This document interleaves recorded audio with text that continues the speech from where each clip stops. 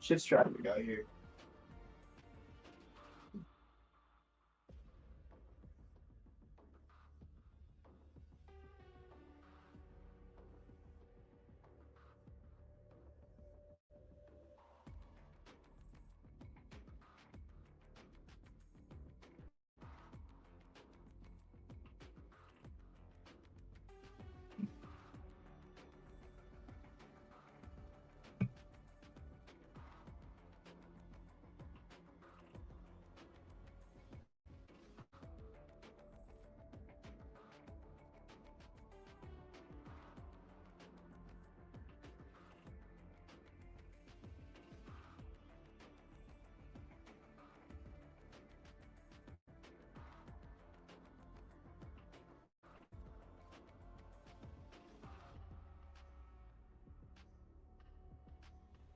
Just old brown banana.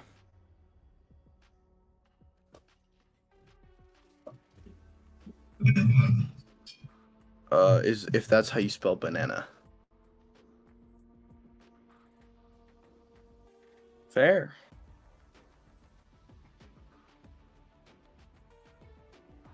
No, that's so real. The amount of like spelling mistakes I've seen. And just like every production I've been a part of is pretty funny. Hello, I apologize for my tardiness. Yeah, that's fine.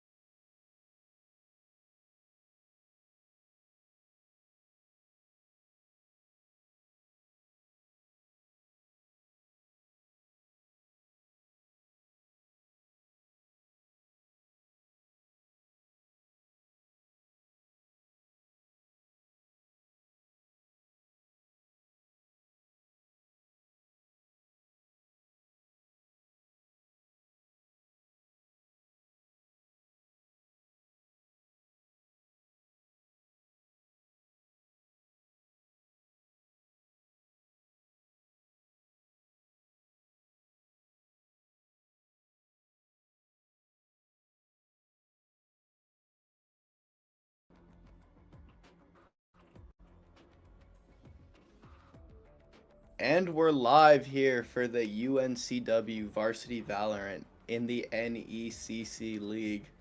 Of course, University of North Carolina Wilmington is 4-0 going into this game. And here for this one, I'm Old Brown Banana, and Chronospade is here casting with me. I'd like to welcome you guys to this esports broadcast. I'd like to thank the Carolina Game Summit for the collaboration and providing the lovely broadcasting equipment. And tonight we'll be playing Valorant, so as most of you know, 5v5 tac shooter. We have A lot of kills. Yeah, I think from that University of North Carolina Wilmington side, I think coming into this with a ton of momentum, a ton, already 1-0 in the season, so they do have a bit of the momentum in their favor, but on that Delaware side, they're no slouches either, so I think we should get a pretty good match. Yeah, we'll definitely be seeing some close rounds, and hopefully that's what we're expecting. But also, if it's a landslide in the favor of the North Carolina side, not a big issue. Yeah, I think either way, we should be getting a great game. A lot of great, Valorant to be played up ahead. But what maps do you think we'll see? I think from the North Carolina Wilmington side, they are a team that historically does like to play bind. I would expect to see them pick into it at some point into this best of 3. Probably pretty earlier on too. Assuming that Delaware doesn't pick it, I would assume we're most likely going to get it in the first 2 maps. And Bind itself is a very close quarters map. It's really good for quite a few agents. Yeah, I think Bind as a map is usually, you'll see a lot of team fights, a lot of like 4v4s, a lot of 4-1 splits. So I think it will be really interesting to see how these two teams kind of match up in their playstyles, with are they going to be a lot more execute heavy? Are they going to be a bit more like on the fly util combos? I think it could be interesting to see how these two teams match up.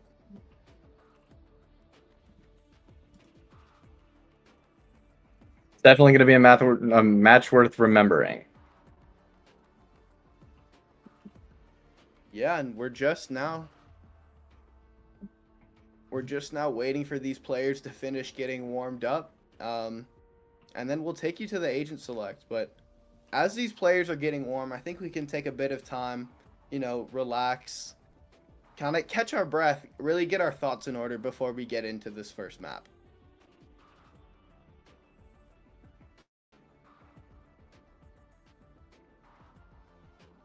So, Chronospade, what is your experience with Valorant? Tell us a little bit about yourself. Yeah, so my experience with Valorant is a lot of hours either playing with friends or I really started playing on my own. And although I'm not that high competitively, I started watching a lot of like the competitive Valorant, especially VCT, then Champions, and all of that, and it was so much fun to watch. Yeah, I 100% agree. I think Valorant is a great esports. Personally, on my end, I've coached collegiate Valorant, and then just recently started casting. So, I love the esports side of Valorant. I've probably watched more than 99.99% of people. Maybe only Sliggy's watched more than me, but I like to watch Valorant from all over the world. I think it really is interesting to see how different regions, different teams try to approach the game. Obviously, you have, coming off Champions, you have EDG and China winning their first international title as a region. So I think that will bring a lot of kind of shifts to the meta. We saw, for example, Kang just running it down with Neon that entire tournament, and he made a big difference in that team. So I think as more regions start to grow and the popularity of Valorant really begins to spread, we'll see a lot more ideas kind of come up to the top and become meta. Yeah, you're totally right. The way that a lot of the regions just play in general is so different, and while it's all so exciting, I think my favorite thing to see out of all of that is the unity that each team brings onto the camera every time they go out. Yeah, just recently we had the Red Bull home ground, at least the NA qualifiers, where Cloud9 was the team that advanced from the US. And I think it is always nice to see these kind of off-season tournaments. Of course, the collegiate circuit is a bit different than typical VCT, a different schedule with all that because, you know, it's collegiate, so you got to play when people are in school. But I do think it is going to be really interesting to see kind of where these teams actually get their inspiration and start to pull from. Especially like we were mentioning, like Bind earlier, the best Bind teams in the world, you'd probably look at like 100 Thieves really define the meta towards the beginning of the year. And then teams like Heretics and of course EDG kind of added on to that. Like you'll typically, depending on the comps that teams will opt to play into, you'll typically see like a Brimstone. Very often you'll see the double controller with Brim and Viper. And then on top of that, typically a Raze, but the rest kind of can be played around with. Some teams will opt into Deadlock. Some teams will opt to go into a double initiator with Fade and Gecko. But it really just depends on whatever style fits the team the best. Yeah, it's a very versatile map in that sense, and there are so many different combinations of characters that you can run on that specific map, especially with it being such a close quarters map. There is space for quite a few different things to happen. All right, and it looks like we're just about to get into the agent select pretty soon. Just waiting for a couple more players to finish getting ready, and then we'll jump right into it. But Chronospade, what are you expecting? Who do you think will come out on top in this best of 3? Based on, the side where I am right now, I'm definitely expecting a lot out of the UNCW side of things. But I'm really excited to see what both teams have to bring onto the field right now. Of course, the players are just getting ready, already in server, just waiting for... I don't know what they're waiting for, honestly. It is... tend to deal with this in esports where players are a bit late. People are a bit slow usually. What we like to say about gaming hours and all that. I guarantee most of these players are, let's say, night owls, to be generous with our terminology here.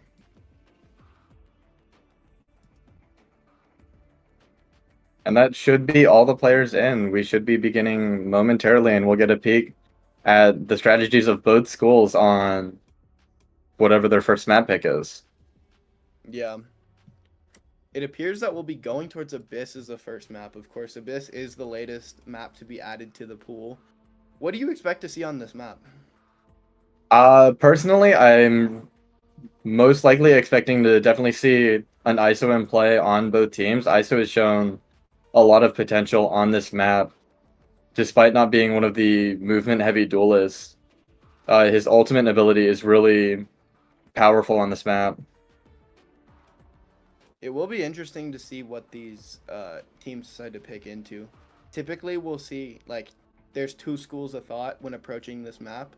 Typically, you will see either, like, a double controller, and then within that double controller, there's a ton of different ways. You could see, double dome smokes with Astra Omen. You could see maybe some type of Astra Viper or Omen Viper. Or you'll see the other side where people will go into a double initiator, or where maybe they'll play a Sova KO or a Breach Sova. But I do think that Sova is one of the agents that, because of how versatile and how effective his kit is, especially on big open site maps like Abyss, I think Sova is one agent that we'll most likely see picked from both sides. Yeah, I can definitely see where that's coming from. And most likely we'll see it from at least one side, especially if one of them leans closer to the double initiator, because Sova and Gecko is a really powerful post-plant combo on either site. And so no matter where the bomb goes, one of them will follow. And it's going to be a real hard time if they get the post-plant down. Yeah, Abyss kind of has the, Pearl B long and then Sunset B main as its A site and B site respectively. So I think this map is a bit attacker sided, but as I say that, we're getting right into the agent select. Let's see what these teams decide to pick. Okay, immediately we're seeing that Sova on both sides. We're seeing the Sova and Gecko from the defender side. And we're looking at double initiator for both teams at the moment. Seems that's what they're going for. They're both trying to play that aggressive route on this map. Interesting that we see both sides pick into Astra. Of course, Astra recently did just get the buff, got that 5th star back. So now that global utility, especially on a big map like this, where the defensive rotates take a long time, allows that Astra to have a global presence and basically be able to affect anywhere in the map, wherever they end up actually placing those stars. Yeah, and Astra's range could definitely be the difference for either team here. And not only that, but the general speed of the stars being able to be used with Astra's Concuss can cause for a very dangerous post-plant situation. Yeah, of course, Astra does have that grav well in the post plant that can be used to kind of stall out time. It seems though that on the attacker side, they're opting to go more towards a Ascent-like comp with that Sova KO, whereas the defense is bringing out that Gecko, as you mentioned. So two kind of schools of thought that we see come out. But as we get into it, what are you expecting going into this pistol round? I'm definitely expecting a very strong execute from the attacker side here, especially, like we said, with the KO Sova on, being that Descent-like comp. It's a very strong execute method.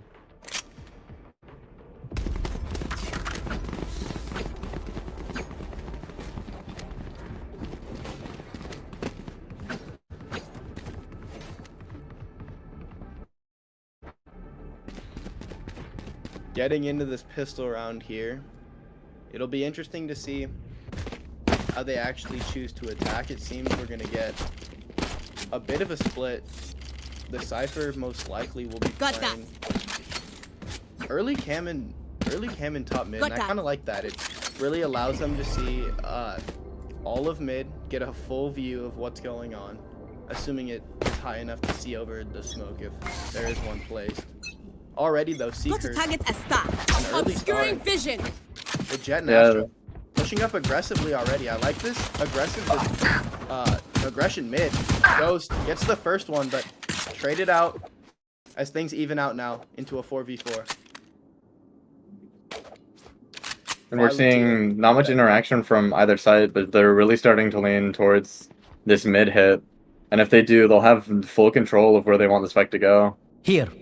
Owen though, on that Cypher, lurking up, with only the Sova here to receive. It's a big 1v1 and El Toro ready for it. Now, take flight. The defense side, at a man advantages, Shua actually wins the after 1v1 on top of it. So, a 4v2 now. KO and Jet left to recover this round. The Sova want to jump up, but NCrane takes him down, leaving things now into a 3v2. Bomb will be planted as the defenders are going to group up, look to take this site, and take it together. An early flash, but it doesn't get any value. The Astra just jump spotting, waiting for the rest of their team to group up, and they have the Cypher on the lurk as well, biding their time. A beautiful Gravwell into the back site. Vulnerables onto that Jet. NCrane though, finally spots Cypher on the lurk. A 2v2. One enemy remaining. Owen first pick. On the round. And that's the pistol going the way of the attackers. Definitely a little different than what was expected of that fast execute, but perfectly played into that post plant.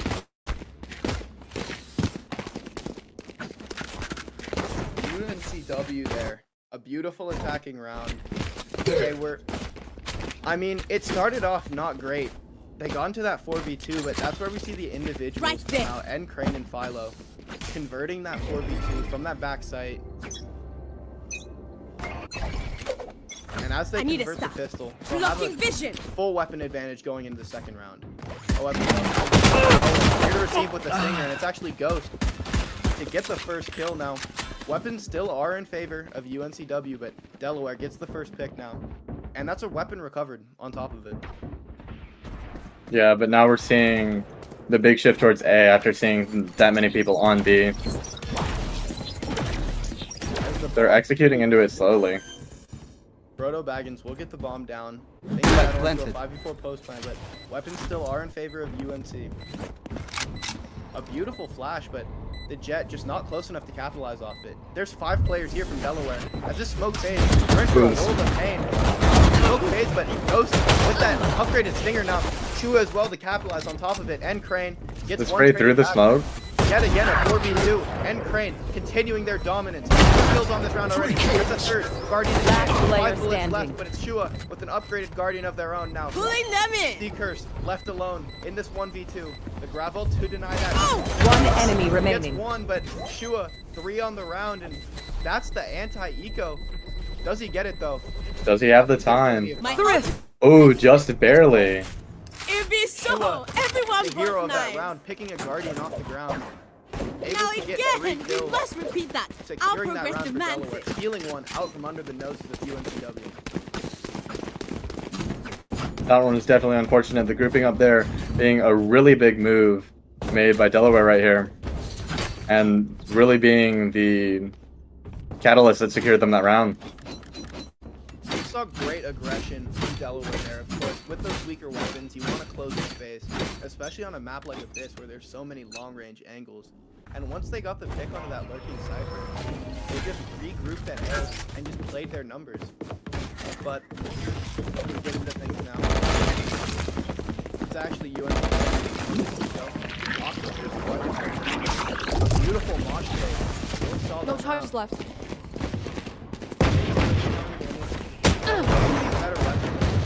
Should be able to pick it up. Unless we I can got see this some fight. heroics come out from the side of UNCW.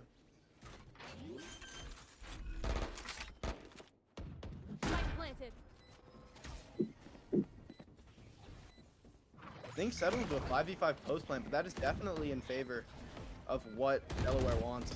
Help with the first kill, and there it is. The rifle advantage, rifles in hands, and NCrane, unless you can pull some absolute heroics. Just a share was spotted by that dart. Absolutely demolished, unfortunately.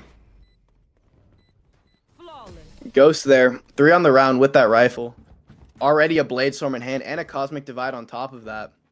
So they have 2 huge ults going into the pseudo bonus round, but we saw NCrane earlier in that pistol farm up some kills, so a null command as well. As things will go into the first rifle round of the game. Full rifles now in the hands of both of these teams.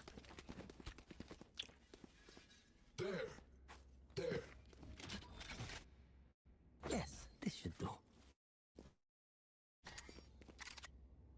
This goes here. Yet again, we're seeing another 4-1 split from this attacking side. Owen, the only player towards mid.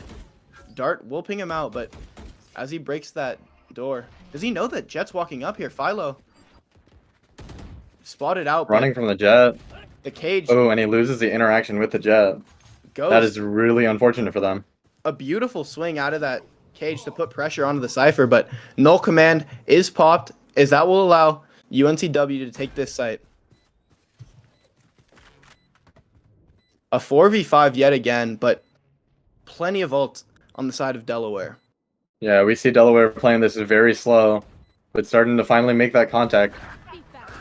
Philo with the first aggressive swing, but traded out Ghost, wins out that Jet 1v1. Cosmic Divide now.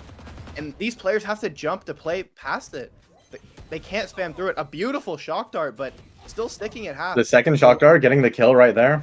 They were able to get it to half, but it's Ghost with 4 on the round now. Unable to secure the AC curse. Wins it out for UNCW, tying up this game at 2 apiece.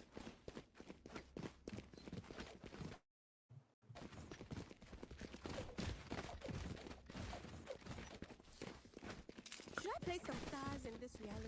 A bit sloppy there on the retake. I feel like that Cosmic Divide came out a bit too early. It Because of definitely did. They failed to get some of the picks before being able to rip that Cosmic Divide.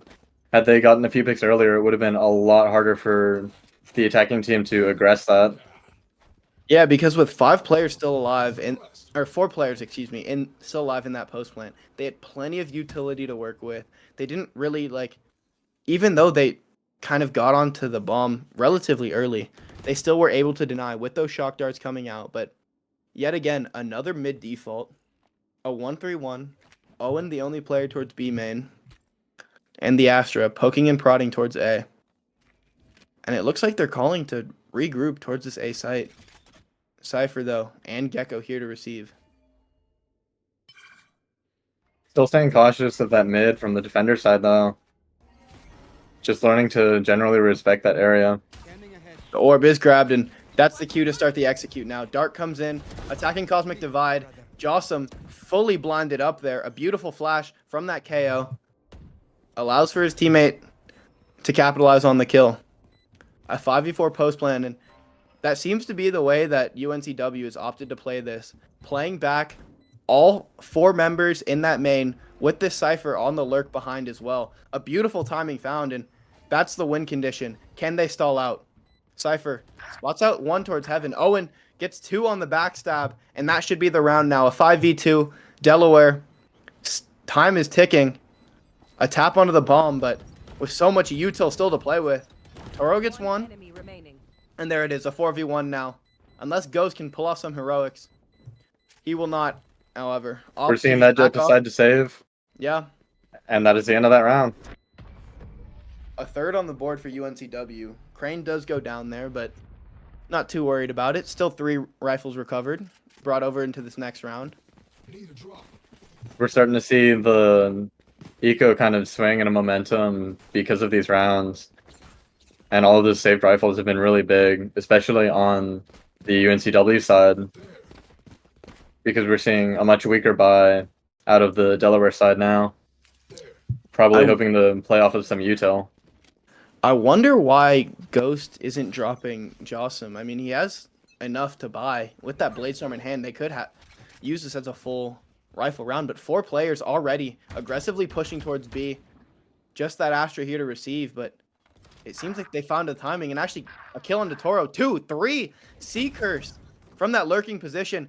Not expecting the 4th.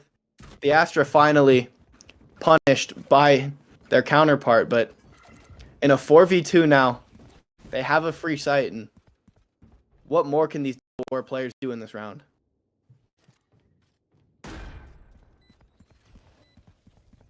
And they're going right back to playing that post plan right here, as they've been doing every round. Cypher is posted up, and the rest of them are playing back. I mean, I like this, especially in a 4v2 when you have numbers to play with. Owen just sticking around on site, trying to see if there's anyone that he can get a pick off of coming out of this Heaven position. And it looks like that's where the first contact is going to be. Shots will connect, but Shua trades it out. However, in a 3v1, with that Hunter's Fury still online, just opting to save once again Delaware.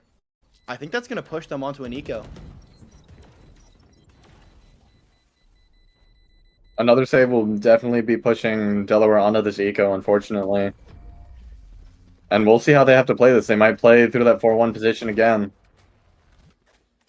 I mean, this time we see the same aggression come out from that Delaware side, but it was actually Seekers just not checked out in Heaven.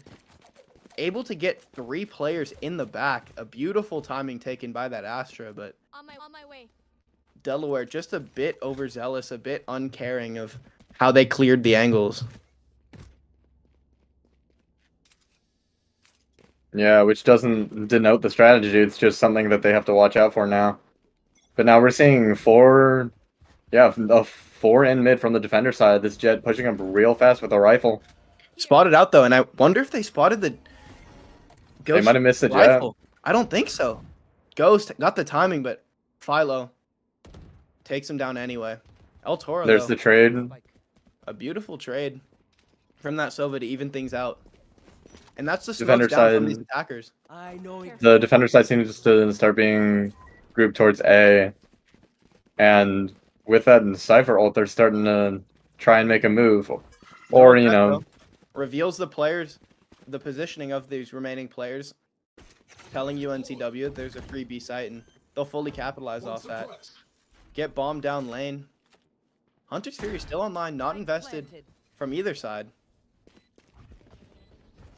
Blade Storm still in the hands of Philo if he opts to use it, but as this retake starts to come in, NCrane is spotted out in this back lane position. A beautiful flash forces Toro to turn, and yet again, NCrane. Oh, those shots, those pristine shots from NCrane right there. Left alone on site, and you see why. Single-handedly stopping that retake, forcing Delaware to save yet again, bringing just one rifle over. UNCW extending their lead. Searching for this kill right here. Will they run into the Cypher here? They do, but the Cypher gets the kill. Jossum, a bit of a consolation prize going into that one. Takes one down. And there it is, a timeout from Delaware. What adjustments do you want to see made going into this, or coming out of this timeout? I think coming out of this, a big adjustment that we kind of need to see made is that besides just checking your corners a little more, they have to execute a little faster. They're not really, like, Delaware on the retake is not really together, and they're getting picked off a lot.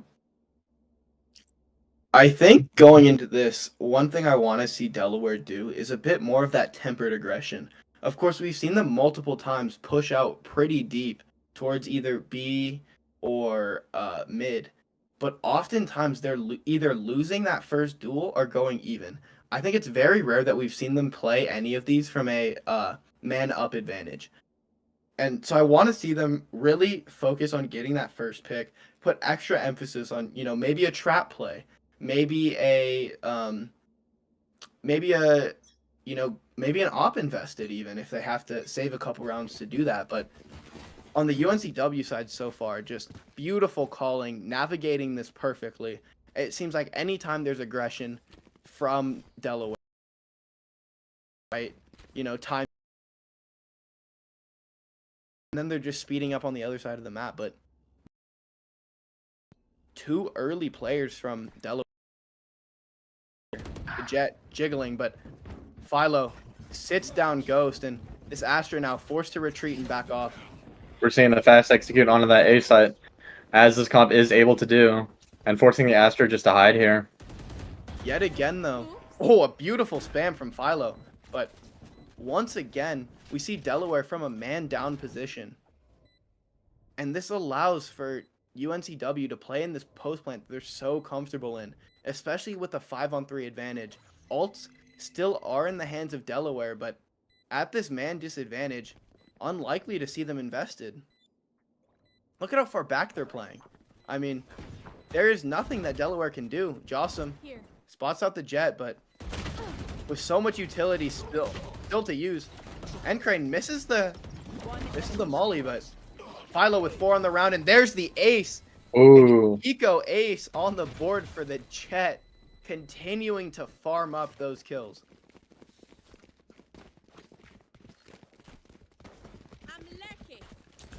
Nice shots from the Jet there. Philo really starting to take over.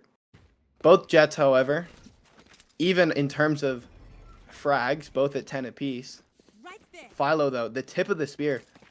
I want to point out the util that's setting him up, though. NCrane, it seems like every flash that he is throwing is getting just so much value. Once again, though, straight into it. BrodoBaggins this time stepping up for his team, getting the first 2 picks into this round. Forcing the Astra back on the site here. We're seeing the Sova come into heaven, oh no, we're seeing the Silver go back into mid. Astra is kind of alone. Seem to be a little aggressive, trying to look for one of those picks. Shua, the lone player defending this A site, taking an aggressive position, but unaware that on the other side of this box, there's 4 UNCW members. Step cue for them to keep going, and they're just going to silently walk in. Really well played from UNCW. Watching that heaven angle, they do get the trade there, and that is going to be the plant down for UNCW. Yet again, another 5v3 that UNCW were able to put themselves into. And again, in that comfortable post plant. This time only 4 players towards main, but with 2 alive on the side of Delaware. What can they do? Rifles in hand, but that clock is ticking. A dart, a drone, still so much util still to play within this post plant. Drone being shot out. It seems They're trying to play aggro into this main here. El Toro, a beautiful swing, gets the first, but Philo continuing that dominance, gets the second now. Knowing that bomb isn't being stuck, Jossum, not much he can do. Seekers takes him out of the round. And that's now a 5-round lead for the side of UNCW.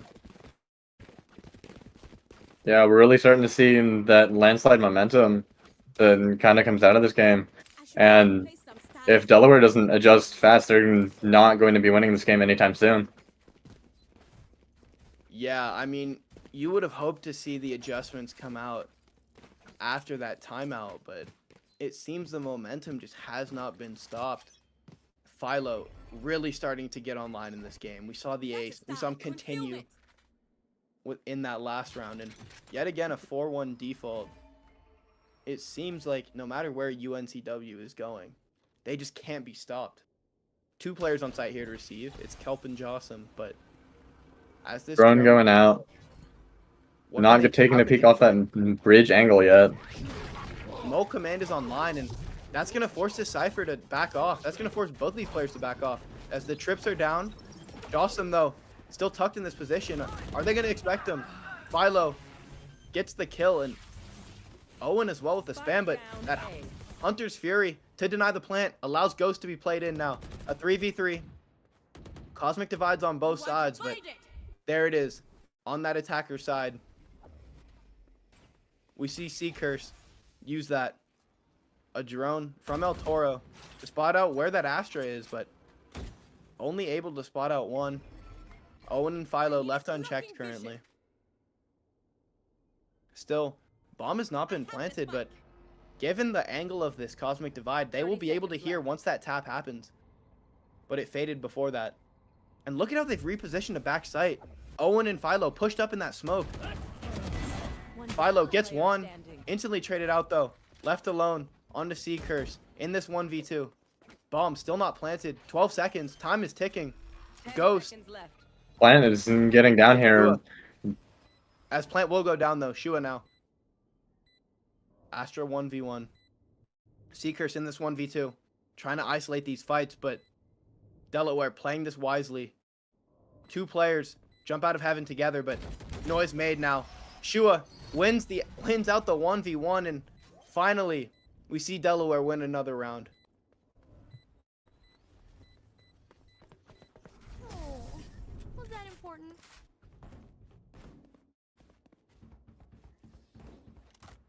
Delaware once again were able to convert that, and this is the first time that we've actually seen them trade back. Actually convert a 5v3. The first 2 picks went in favor of UNCW, but with that Hunter's Fury, got a pick and then allowed for Ghost to be played in. Finally, yeah, that Hunter's Fury definitely became a really big play, especially with denying the plant. It forced UNCW to play so much slower.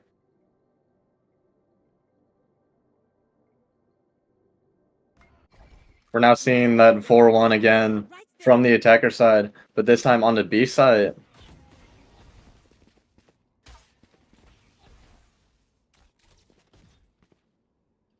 Cybercam broken. Silver Dart gone out from the defender side, but tagging no one. And the attackers seem to be repositioning towards the mid instead, trying to take a little more control of that area once more. Yeah, once that 0 point was broken, they really the hit got stalled out. And that forces them to re-explore other sides of the map. Sea-Curse, though, showing presence towards that A, trying to pull those rotations. And they're just chilling towards bottom of mid right now. Just hanging out where they want to go. Owen and the Astra on the other side. Just trying to poke and prod, find any space. And they have almost full control of the map right now. Delaware just pinned onto these sides. As it's actually going to be the Sova El Toro 30 seconds to left. receive. Gets the first, but instantly traded out now. Shua anchoring sight. Gets one, but traded out. Things will settle into a 3v3 post plant. BrodoBaggins should be able to get the plant down. Still, though, a thrash online for Delaware. Hunter's Fury and the Blade Storm are in the hands of UNCW. And I'm looking at Jossum right now. With that flank, are they going to expect him? It seems like Philo has an inkling that there is one there. There's pings from that attacker side, but will they be ready for it? It seems Brodo is just watching this angle with that Hunter's Fury. And there it is, spotted out. But Jossum with the Spectre wins out the fight now. A 3v2, and there's the Thrash invested. Ghost gets the kill, and Philo now detained. And that should be the round converted for Delaware. Fighting back to even things out in this half, but 2 seconds left. Plenty of time on the clock. Yet another great retake from that Last Delaware round side. in the half. We're definitely starting to finally see some of those changes from the Delaware side of things onto converting those 2 rounds into wins.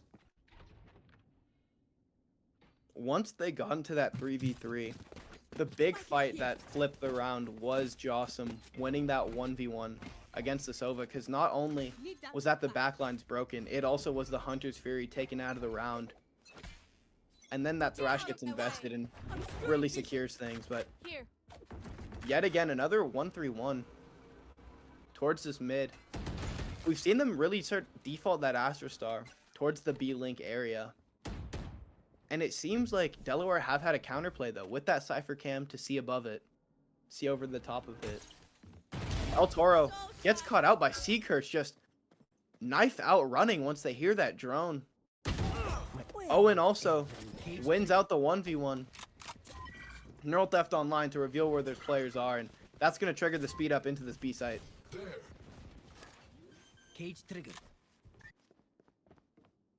Seakurch, though, still lurking towards mid. And it seems like Delaware has no idea. 3 players with their back to him. Able to get 3, but Jossum finally sits him down, left alone into this 1v4. Philo, the first one to take contact with those Blade Storms, but pulls out the Vandal to finish the job. And that's UNCW Switching an sides. 8-4 half.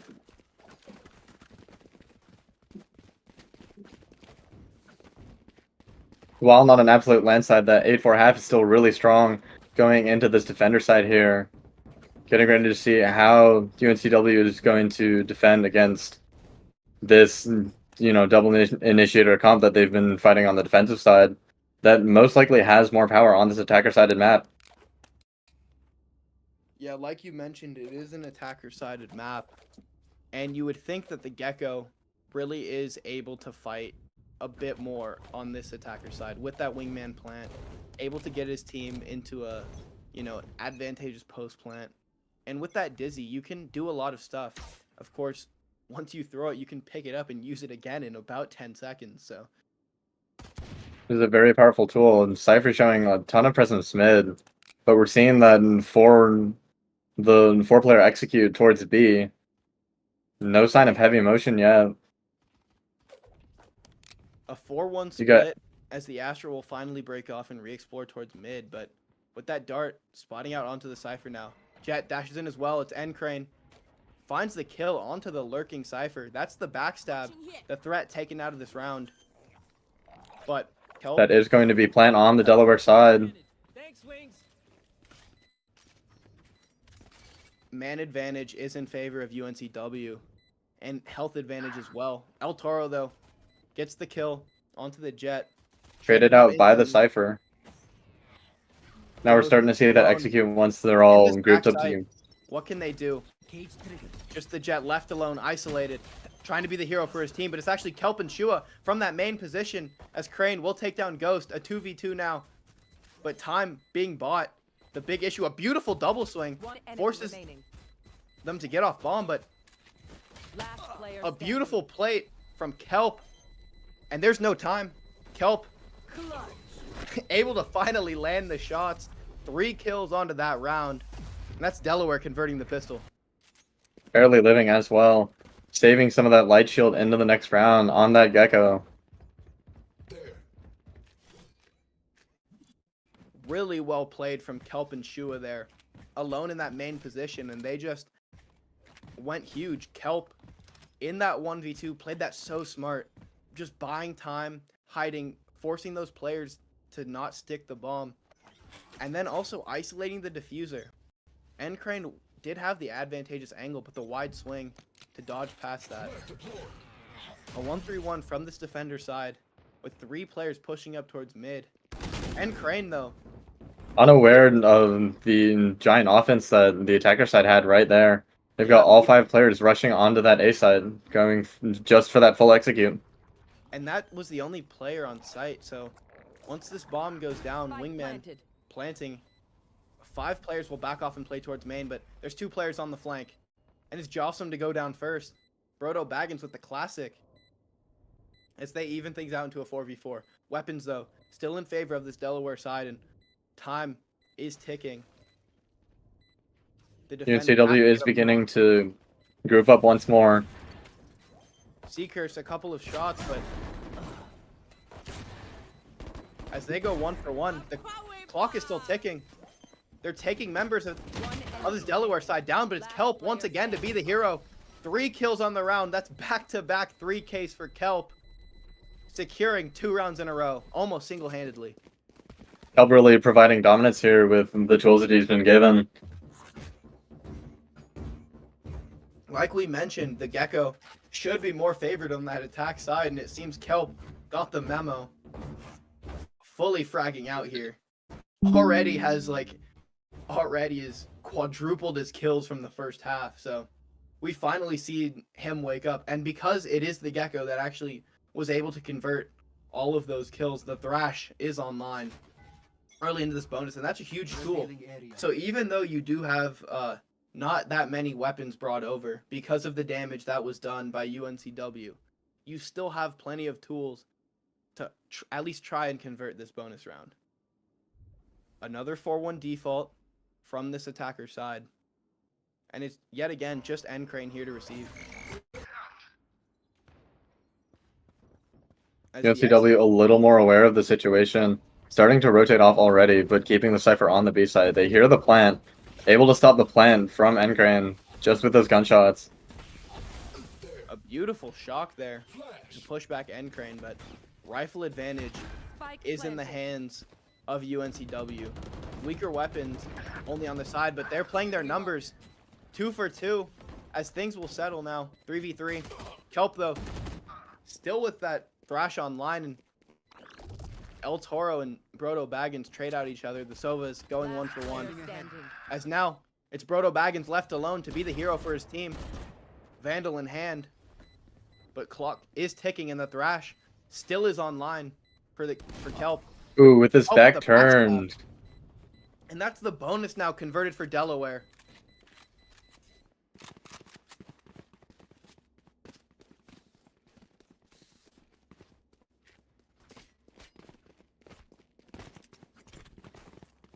This is a nice spot. A really great idea there. With those weaker weapons, they just opted to play the man advantage with 4 members pushing towards spawn and a plant for that backside as well. So they really thought about this. That was a great game plan from them. Jocelyn, Yeah, starting to see a little variation on setup. We're seeing looks to be a 2-2-1 kind of setup. But with the Cypher Cam shot out from mid, attention is being turned very much towards A. early Cypher Cam push officially from- shot out instead of hit by the 0 point. Early push UNCW backing off from this midsection. Ghost just playing around towards that secret area, baiting out one of those Astra Stars. Philo caught with this back turn. A beautiful pick from that Astra in mid. Able to open up the round, but Seacurse with another shot of his own. A beautiful headshot through the wall onto Ghost and staying around. allowing his team to flood back in. And there's already 3 members on site. Cage in front. Jossum with that rifle gets 2.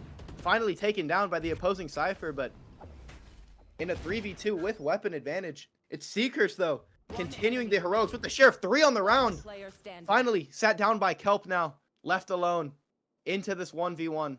Rifle in hands. Owen, only a Deeg. What miracles can he work? The Mosh is thrown out to deny that. Spike Evan planted. Peak, but already repositioned now.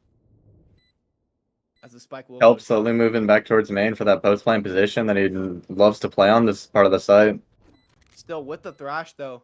I don't know if there's anything that Owen can do. Finally, upgrades a rifle, but with only 2 bullets now. The reload reveals his position. And once that tap comes, there it is. There's the Thrash invested from Kelp. And it gets the tag. Owen detained in the 1v1. Kelp, it seems he can do no wrong, but Oh, unable to capitalize off the kill. Owen, a mistake there from Kelp, the hero of this attacker's side, but I'll try. cannot work any more magic. It seems like he's just run out of fairy dust.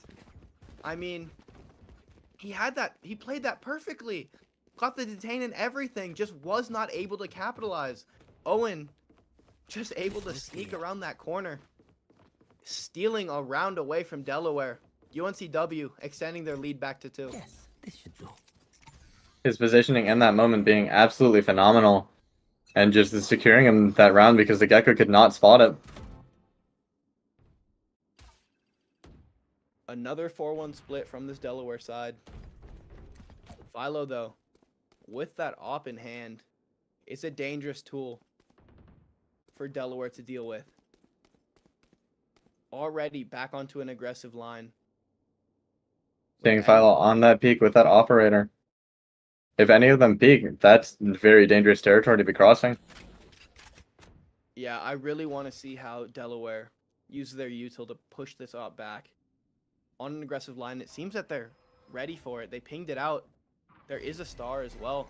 The Astra Star invested in the one-way, but it seems like Philo now forced to back off. A beautiful Sova Dart gets the tag. And they continue to push, but a bit overzealous from Philo. Will take down Ghost. Shua and Kelp, though, getting one of their own. Philo with this op is a tough weapon to retake with. And still you have Jossum on the lurk. 30 But seconds it left. seems like Spike planted. BrodoBaggins is ready for it. There are 2 players invested there to deal with that lurk. But that's the neural theft. Reveals where these players are. A beautiful mosh pit to stall out. Pushes that op back. With the Cosmic Divide on top of it, though.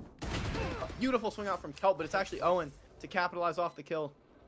Drone out. Spots are one of these players. Just El Toro in that Last player hell standing. position.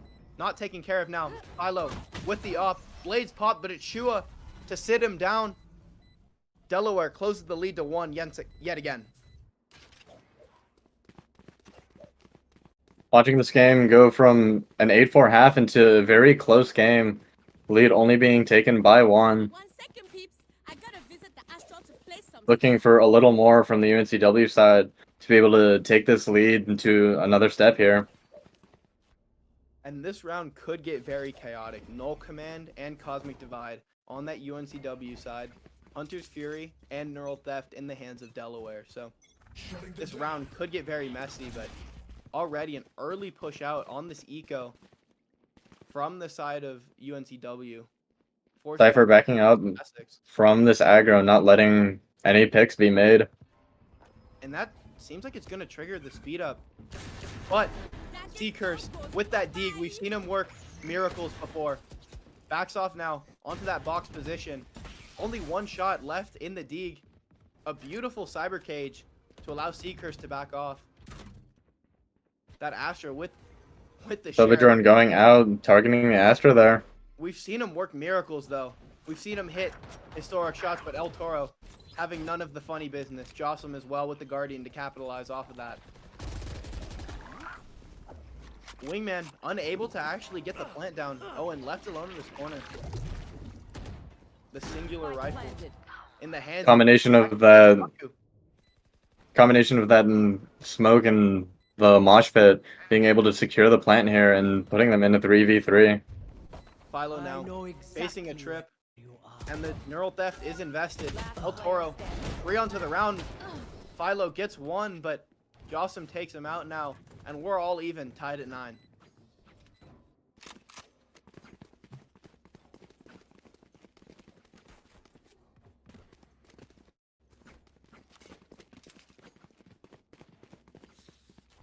Shua and Philo leading in the frags department respectfully.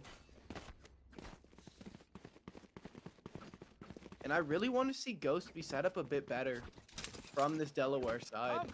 I think he is the tip of the spear, but from the other jet, glass cannon op in the hands of Philo. Seeing the same 4-1 setup once again from the attacker side. Being matched with a 2-1-2 from the defender side, leaving Sova to spot mid. 0 point is dodged out, but Philo still with this op. And if they dry swing into him, could get a ton of value. As the stars goes down now, gets the first pick, dashes, but the dash actually whiffs. El Toro able to take him out before the jet can escape. NCrane left alone onto site with that null command popped. And that will stall out the hit from Delaware. A 4v4 and still a minute to work with. Plenty of time. As they opt to just slow things down. Shua. Jumping from Shua.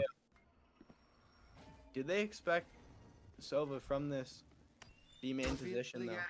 Unfortunately, Sova is gonna spot out at least the Sova. I don't know if it tagged onto the other 2. But that allows for UNCW to stack 3 players towards this B site. And with the Cypher Cam in mid as well, it seems like Jossum may have a timing. As actually their silence forced the Astra to rotate. And there it is. The drone will spot them out. Hunter's Fury on top of it. BrodoBaggins with the drone tag. Able to get 1. And there's the lurk now. Jossum, the backstab onto the Sova. NCrane in a horrible position. Pinch between 2 players.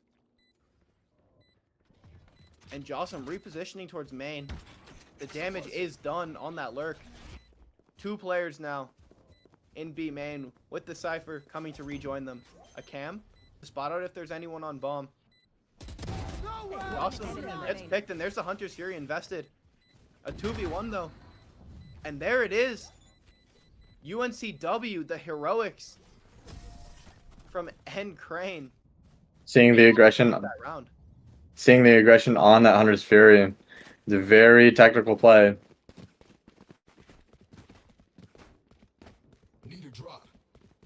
Yeah, in that post plant, there was a 3v2, but because of where the bomb was planted, they were forced to swing into Owen's waiting arms.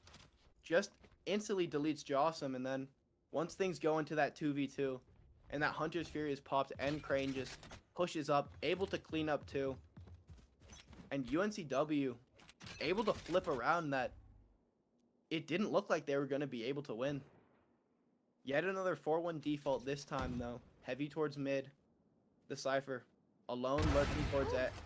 Cypher picking a very unfortunate angle there, being picked off immediately by that op. Philo once again able to get another first blood into this round. I think that's like 6 so far, this map alone. And once he's got that op online as well. Just the attackers are very much pushed up mid, trying to see if they can execute through mid into this B. NCrane, though, not expecting Ghost to be that far pushed up, but it's actually C-Curse able to capitalize. Astra on the other side, though. Shua gets the pick on a BrodoBaggins. And they're hitting into the stronger side here. 3 players towards that B site, but NCrane actually rotating through spawn to meet up with that Cypher, play each site as a 2v2. And look at how close together UNCW is playing.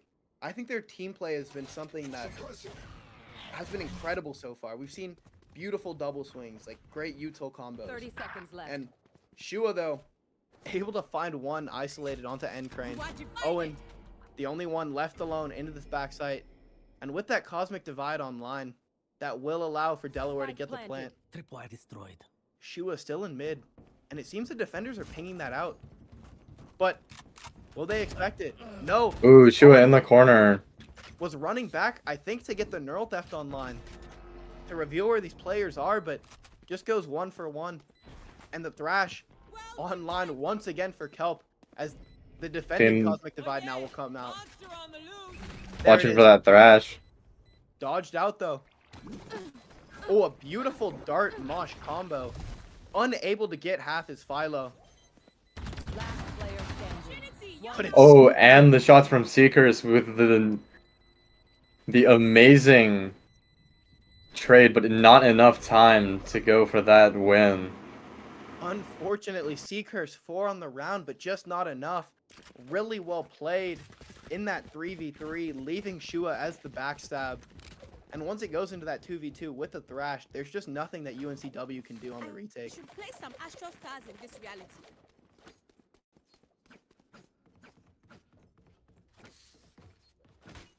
Now, with things being an eco round pushed onto this UNCW side, Delaware have firmly been in control of this half. Once the side swapped, they just woke up, especially Kelp. I mean, farming up those Thrashes, really allowing for his teams to continue to snowball. This time, though, on those weaker weapons, 5 players just rushing in towards B. Seekers left alone, but it's Ghost with the Blade Storm. Sits them down. No more smokes now from this UNCW team. Seeing the Cypher lurk through the back half of mid there, trying to spot any early aggressors that might be coming from the flank. But now with the double spot on the flank, It's NCrane, actually, to get 2, break into the back lines. Kelp gets 1, but Philo now from this window position. 2 players on site. Shua Last player alone now. Leaves things into a 1v1. Philo finally will be able to upgrade the rifle, but with time ticking, Shua just needs to play this really well. My ult's ready. Philo will get the kill, and is there enough time to defuse?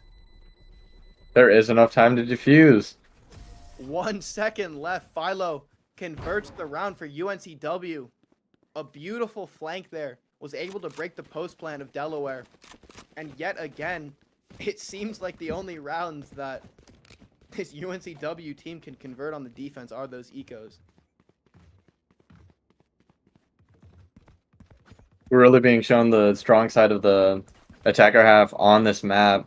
However, we are seeing UNCW continuously just convert all of these little rounds, and they're making use out of every round they get. They do have the lead once more, playing into this 2-2-1 setup from the defender side, trying to spot mid a little more.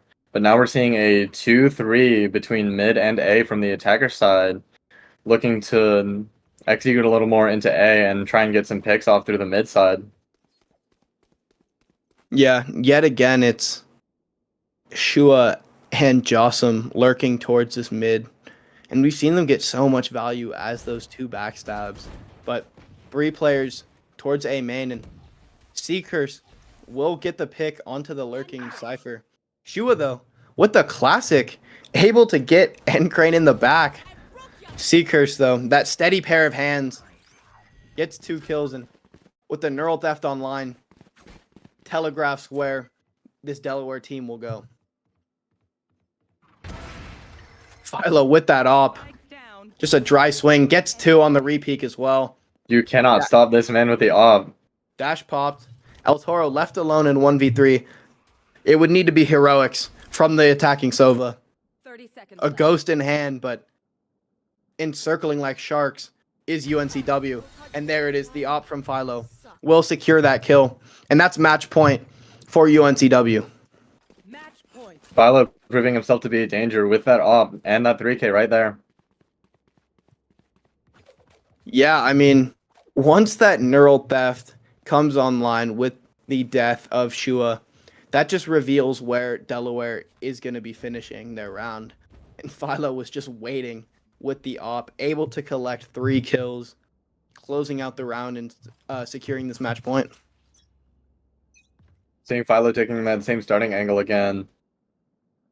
As the attackers move onto a 1-1-3, really playing back on this A and trying to wait for the aggression that UNCW seems to be providing here. We'll see if they make contact The and who comes out on top. the push out from C Curse into this cubby position, but will Delaware be expecting it? It seems like they have their rifles faced that way, but 2 kills now. Able to trade back. Delaware at a man advantage. Not executing into sight just yet, but causing the defenders to rethink where they might be going. I know exactly where you are. Neural Neural theft left. reveals the blown. position of these remaining players.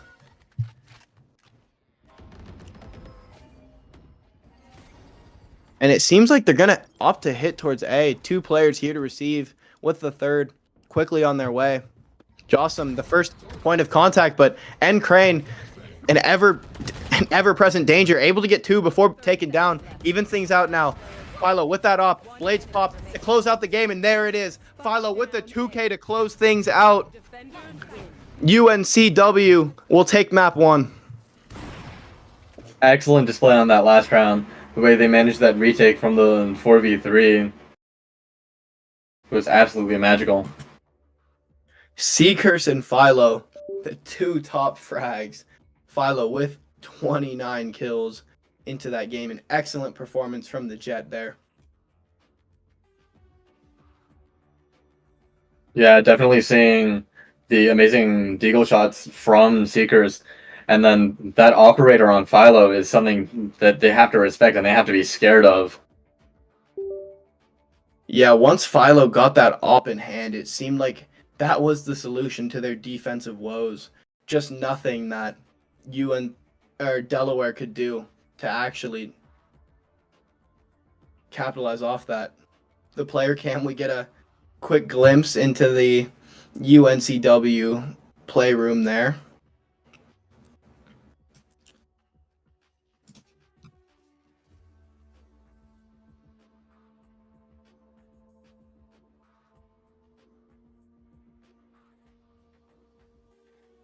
NCrane, of course, being closest to us.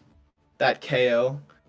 And it seemed like he really was the person to just allow this team to thrive. I mean, it seemed like every flash that they were throwing just connected, got value. Every time they were anchoring, just able to get 2 onto whoever was coming at them. I mean, an excellent performance. Even though not leading the scoreboard, with those 15 assists, though, I think that was the difference in this game, was the 2 initiator players from that UNCW side.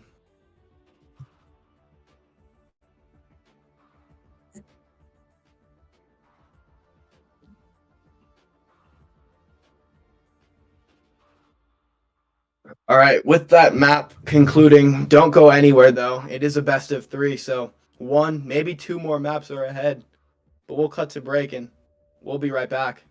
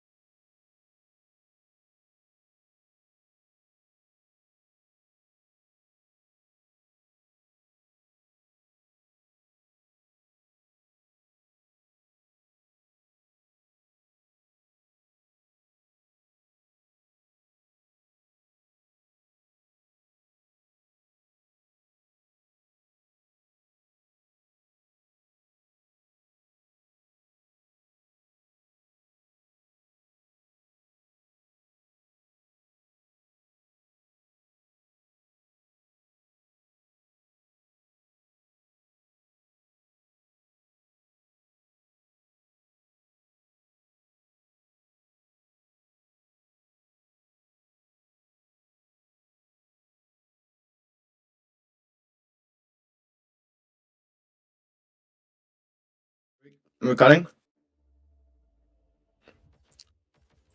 And we're back now, jumping right into this agent select on Haven. Chrono, what do you expect to see from both of these teams?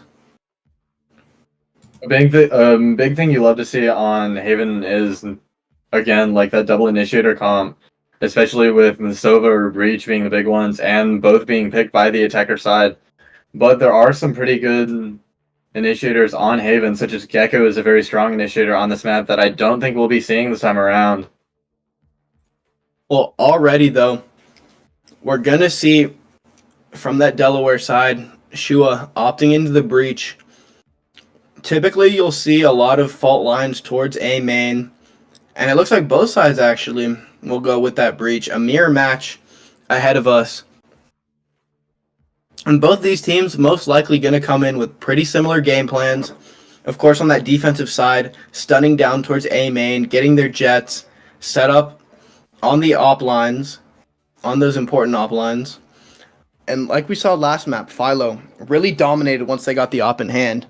Starting on that defensive side, most likely a goal of UNCW will be to get that op online early and really allow them to kind of lock down just one lane of this 5-lane map. Yeah, if they snowball that op, it's going to be a really big hit for them. Especially because it then just makes no site safe for Delaware. Because this op can move so fast.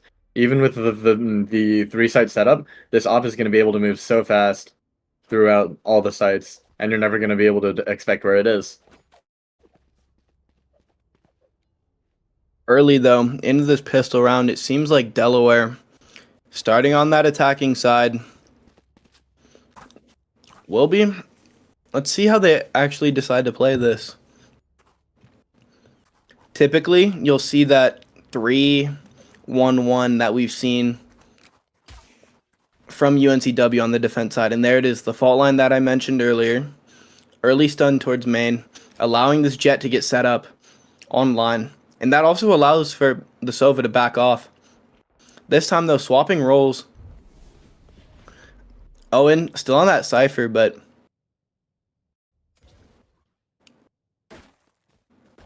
seeing a big mid play from Delaware here. But the fact that UNCW knows exactly where these players are right now, except for that one lurking back. Seeing the players shift already and finding the mid side to be compromised, making him fast execute towards A. Seekers on the Sova, getting the pick onto El Toro, who's switched from Sova onto that Cypher. and again, Seekers was playing that controller, that Astra on Abyss, but swaps over to the Initiator, to that Sova. An early dart out, spots out where two of these players are. A beautiful shock dart, able to get a couple damage. Second shock dart going out. One player here towards Graffiti, but it's Seekers. 3 already into this pistol round. Owen able to clean things up with BrodoBaggins, and once again, UNCW winning the pistol. Defuse being given the breach for that powerful breach ult that'll be seen 100% in these later rounds. Yeah, really powerful ult to farm up, like you mentioned, though. Seekers already halfway to that Hunter's Fury, looking to continue their dominance from that first map. This goes here.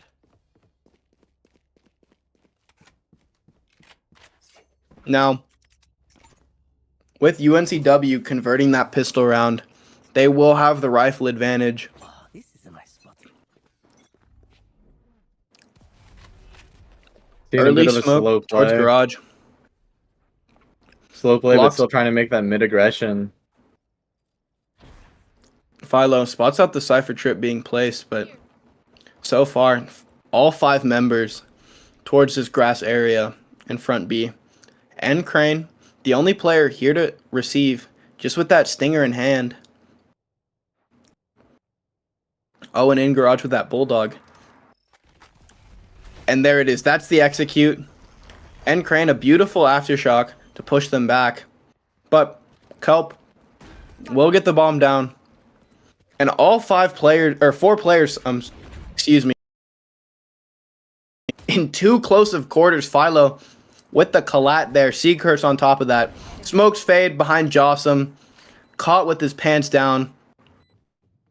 The Omen is taken out. Left alone now. Onto El Toro. Sea Curse with the spam. Easily converting that eco round is UNCW. And with the flawless, they're going to have a really strong bonus to try and snowball this half already here early in Haven. Yeah, 100%. The question is, will we be seeing the operator on round 3 already? Or are they going to try and pull it out round 4, depending on how the round goes?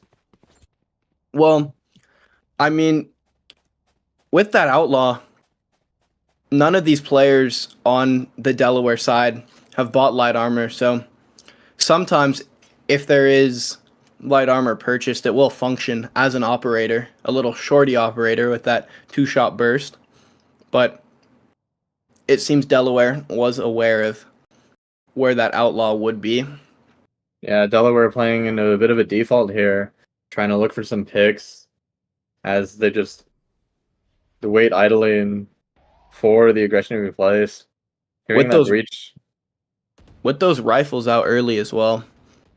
The first team to get that rifle on the board with them losing the pistol. But BrodoBaggins in a tough spot with a breach to support as well. Philo, though, gets the opening pick onto Kelp with that outlaw, an aggressive push down C long. And that now forces Delaware to work the rest of the map. Pushing into mid once more. BrodoBaggins on the Omen being able to just narrowly escape being sprayed down by the Cypher. Crowded step. Able to get out into that window position. Sea Curse dodges out the fault line, but able to turn the flash as well. Able to get one in that back sight. A 4v3 now for UNCW. Rifles still are in favor of Delaware. 3 players left alive, though. Owen looking towards that 1v1. It's actually Jossum to swing out the cyber cage. Jossum 3 on the round. Shua to close things out. And that's Delaware getting on the board.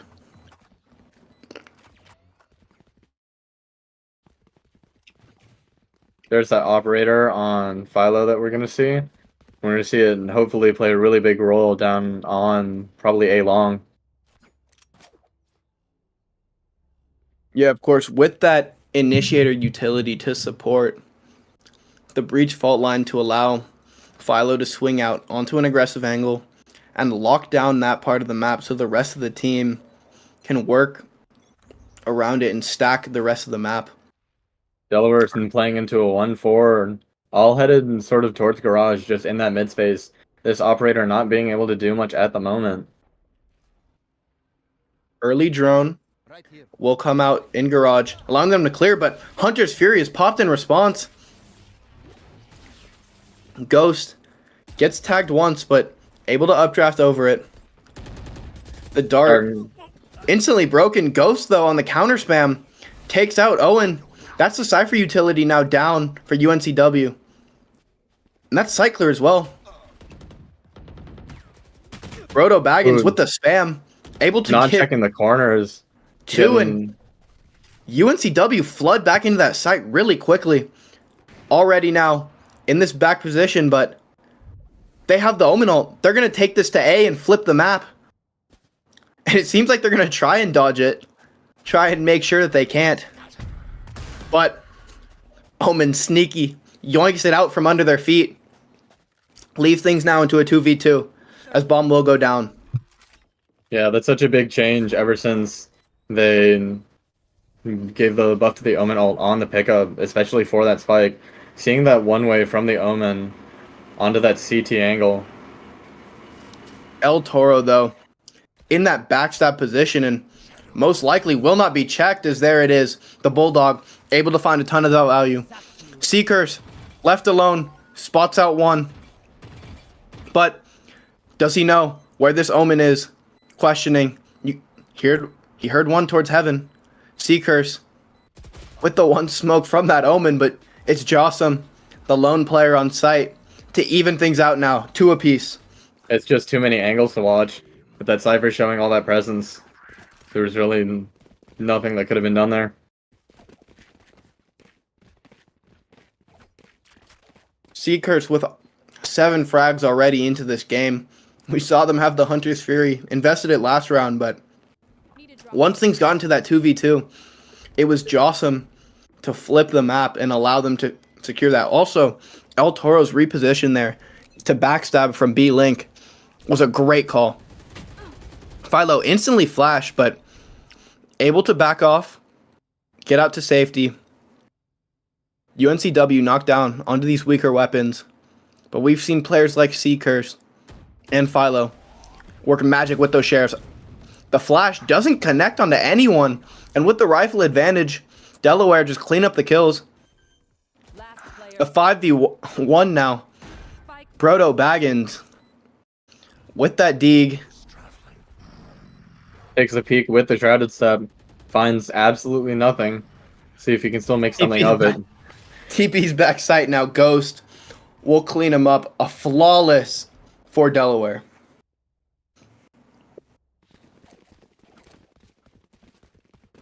We are seeing that operator once again on Philo.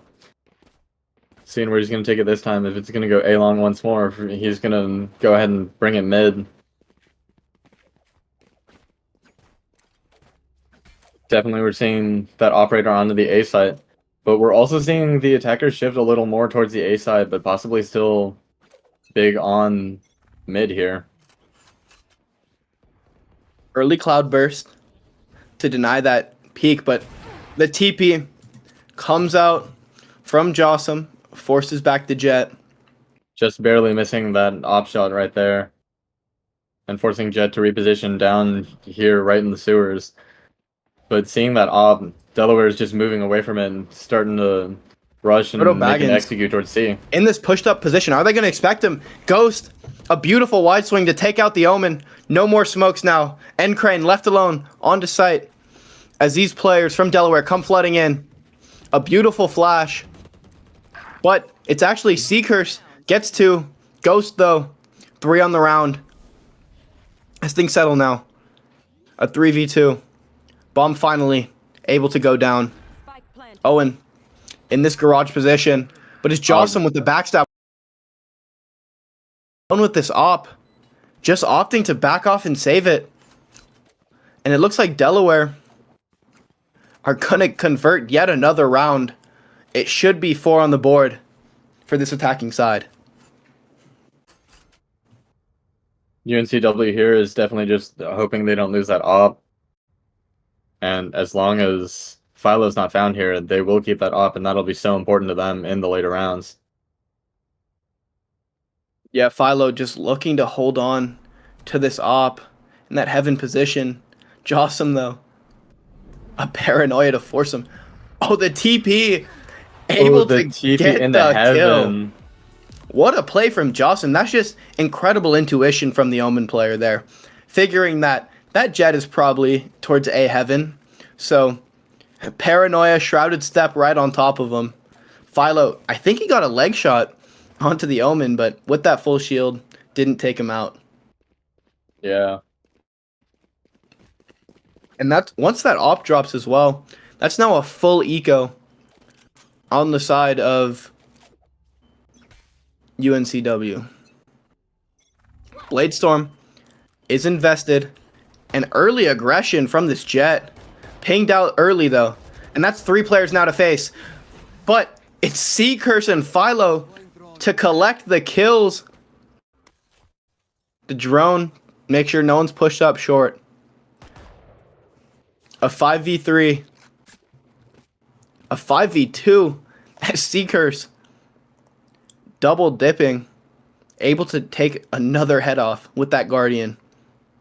Seeing that Breach still kind of push up long, seeing if they can still execute on A. Not having a lot of options, not having much map control at all.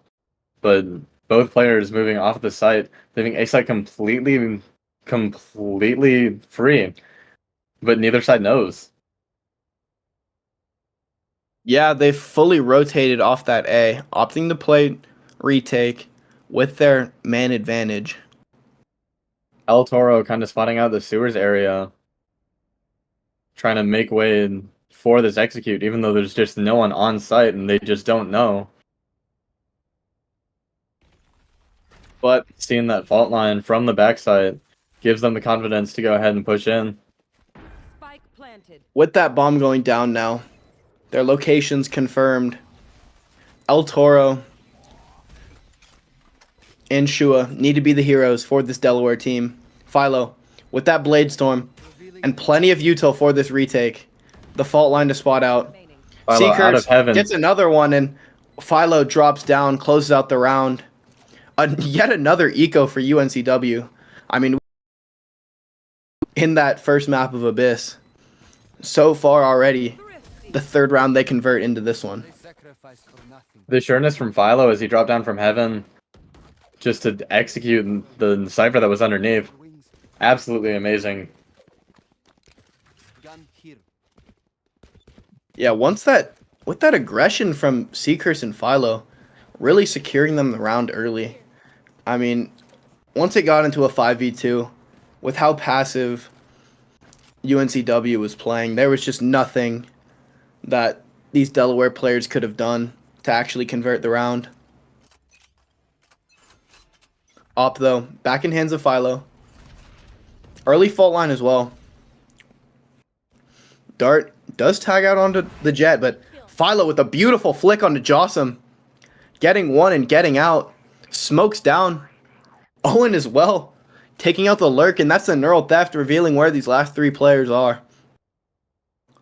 Finding all these players mid. We do have the Sova pushing up into the flank, trying to see if they can get a pick off of that.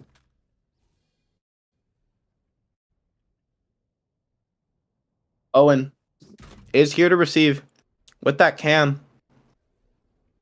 Looking directly at Ghost, but Not through the smoke. the dark cover blocks the vision. Dart did tag, but Dart is being taken off by Ghost right now. Ghost able to get out, but it's Philo. Take down the breach. Yet another 5v2 for UNCW. Two players towards grass. Going on to Kelpin. What can she do in this 1v5? Rifle in hand, but players now 30 seconds left. encircling like sharks. Does get the first. Left on to 10 HP though. Hunter's Fury is online, but unlikely that they will get to use it.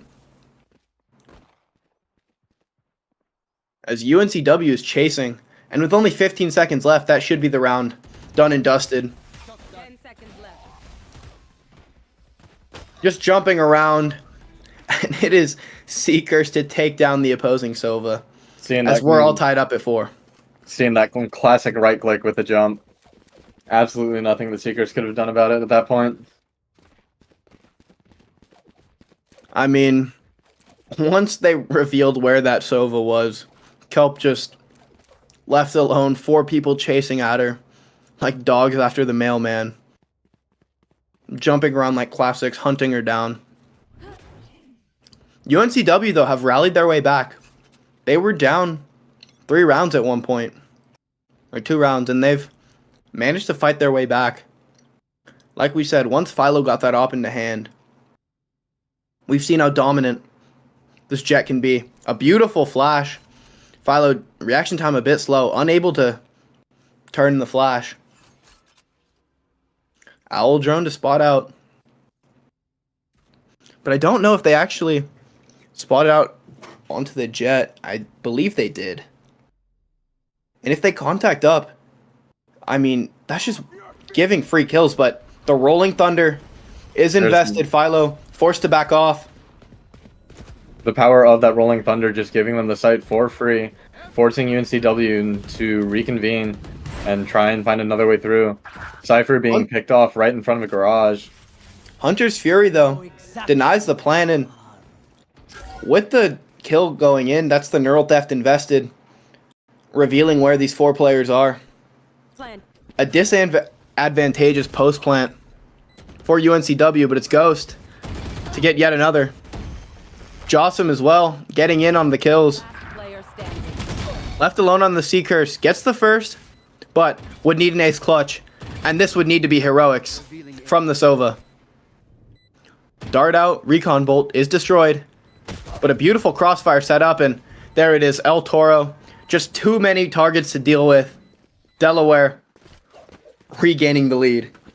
Nothing Seekers could have really done there with the amazing crossfire provided by all three teammates there. Need a drop.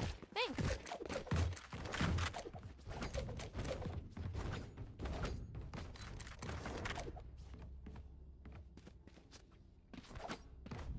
Now, Op not in the hands of Philo. Opting to invest into this Vandal. Seekers, though, 16 kills on the board. A beautiful performance from the Sova. Yeah, now we're seeing the attackers begin to try and speed for a C execute.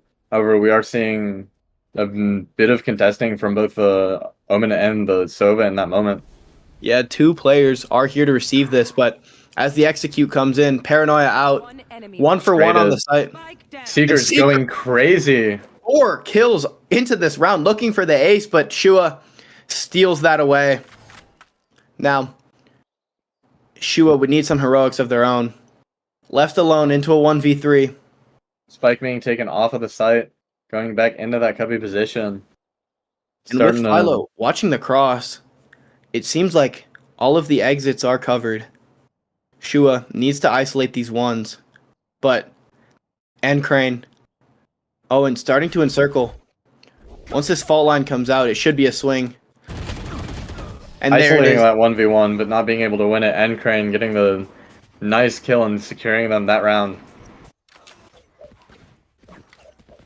But, I mean, Seekers alone on that site, able to get 4. That anchoring Sova, just doing so much there. On site, I mean, Seekers is just on fire. I believe they already have 20 kills into this half, 10 rounds in. Like, just an insane performance carrying over what we saw from Abyss. Get out of my way. Yeah, seeing Seekers at 27, really just like, you know, taking the entire team on a sled and using it to ram the opposing team. Philo, though, already in this backstab position towards Garage. Clearing out grass, making sure there's no one behind them, but Spike planted. Shua, unaware as Philo swings in, but things settle into a 4v5 post plant. Hunter's Fury is online, but the defenders have Rolling Thunder. Seeing that one way on top of the box for the plant, playing specifically for that long angle. No idea where they're going to hit it from. There's that Rolling Thunder. Counter Paranoia to deny the push, but One enemy remaining. with the bomb just being stuck and the kills finally to be collected, UNCW have fully recovered this half as they're the first team to get to 6. Seekers getting another 3K right there. Just through the picks alone. Really powerful. I mean, Seekers just continuing to dominate, 27-3 already, and we're not even to the half. I mean, That's scary. That's something to watch out for. When Seeing big plays, big performances from Seekers here.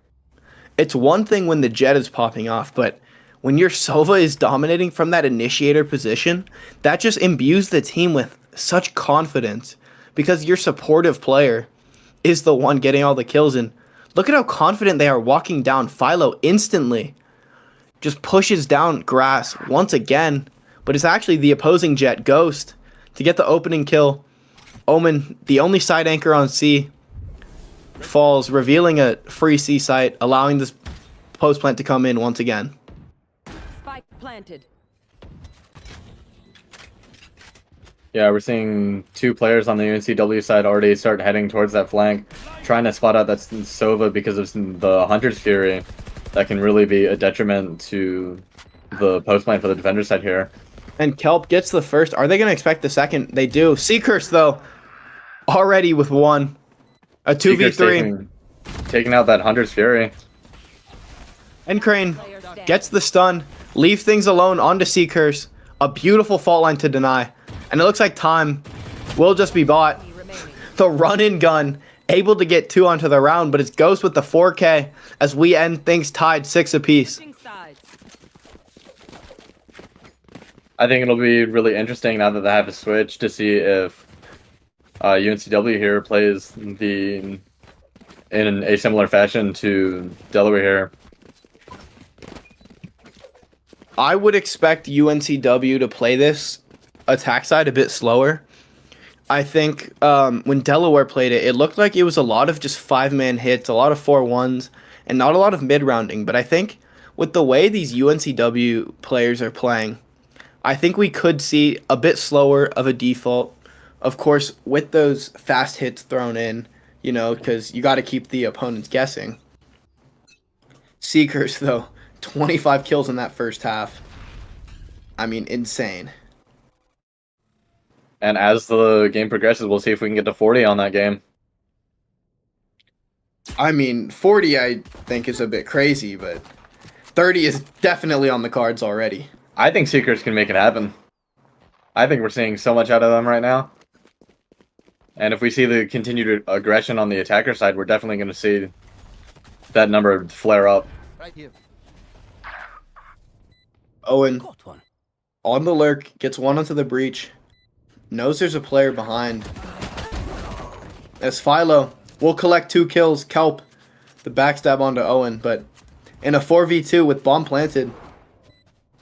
However, bomb isn't planted for long, so these players forced to play this post-plant position on site for the attackers. BrodoBaggins spotted out. Ghost takes one down, but Philo, a 4K, not letting Seekers have all the frags. Yeah, with that collat as well. Through just those 2 shots. Gun here. Already seeing a rifle full buy from Philo with all the creds earned from that 4K. I like this, a bit reminiscent of that FPX buy that we've seen. Of course, 2 full rifles and 2 pistols carried over, so they can still lose a couple of members and still be able to have a nearly full buy for the bonus, assuming they convert this round. 3 players, though, towards A for Delaware. And with that early aggression shown, a gamble rotate comes out. Philo poking, prodding towards garage, spots out the first. El Toro, no damage done, and With the spray and the wallbang. some beautiful spam to actually take him out. A tag team effort there from the Jet and Omen on this attacking side. Yeah, Now- causing Delaware to question where they're really going as they shift over to this A hit. Seekers with the drone just to clear close. And with these better weapons, they're just going to opt to hit as a team. All 5 players now towards A for this UNCW side. And as the execute comes in, Seeing both Heaven and CT smoked by that Omen. Giving them free control of the site right here. Landing in Dart that corner, most will likely reveal. to see Dart from Sewer here. tags onto 3 of them, but with just pistols in hand, not much that they can do to fight back in. Yeah, And still a ton of utility. NCrane, the first one that I'm looking at. Beautiful fault line. BrodoBaggins 3 kills onto the round. Maybe an eco ace, but Philo steals that away. Only 4 kills for the Omen, but finally now, it seems some of these other players on UNCW are stepping up. As we've seen a 4K from Philo and Brodo the past 2 rounds. Yeah, they're really starting to spread the team morale, especially with how many kills the Sova has. The Jet's starting to feel left out. It's got to pick up on the kills. Yeah, and with the converting of the bonus round, that was pretty clean. They're able to bring a ton of weapons into this next one, and that's dangerous if you're a defender. Seeing the aftershock from the breach. Philo Trip. trading with their Omen. But things are even now. A 4v4. Seekers breaks the tie, though, as Plant finally will go down. 4 players left alive for this attacking side, and with the better weapons, they're going to continue the aggression. taking peeks, pokes towards El Toro, alone in the C-Link, but it's actually Ghost to get the kill. El Toro fighting back in now, a 3v1, and Ghost cleans things up. Unable to convert the bonus, are UNCW, but if you're a Delaware fan, a beautiful retake from them. At a disadvantage, but from that 3v4, they converted it flawlessly. Using every angle they had to their advantage, they just surrounded UNCW in that moment. Gave a little too much to pay attention to. And El Toro within 2K right after Ghost's first pick on that retake. But now, full rifles are in the hands of UNCW, and we know how dangerous they can be. Early default towards A, a 4-1 split with just the Cypher lurking towards grass. And it will be the Cypher to take the first contact, actually.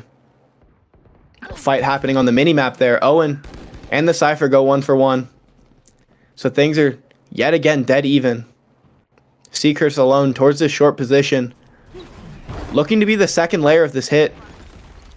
The fault line allows Kelp to get the kill. Aggression onto that sewers. Got a single player trapped in sewers, and the other two not able to get onto site because of the smokes. Owl drone going out, but quickly being spotted. Kelp alone in that short position, able to get one. Leaves Philo in this 1v2. Players unknown, questioning where they are. Gets a peek, but unable to dash out. Shua will sit them down, and we're once again tied at 8 apiece.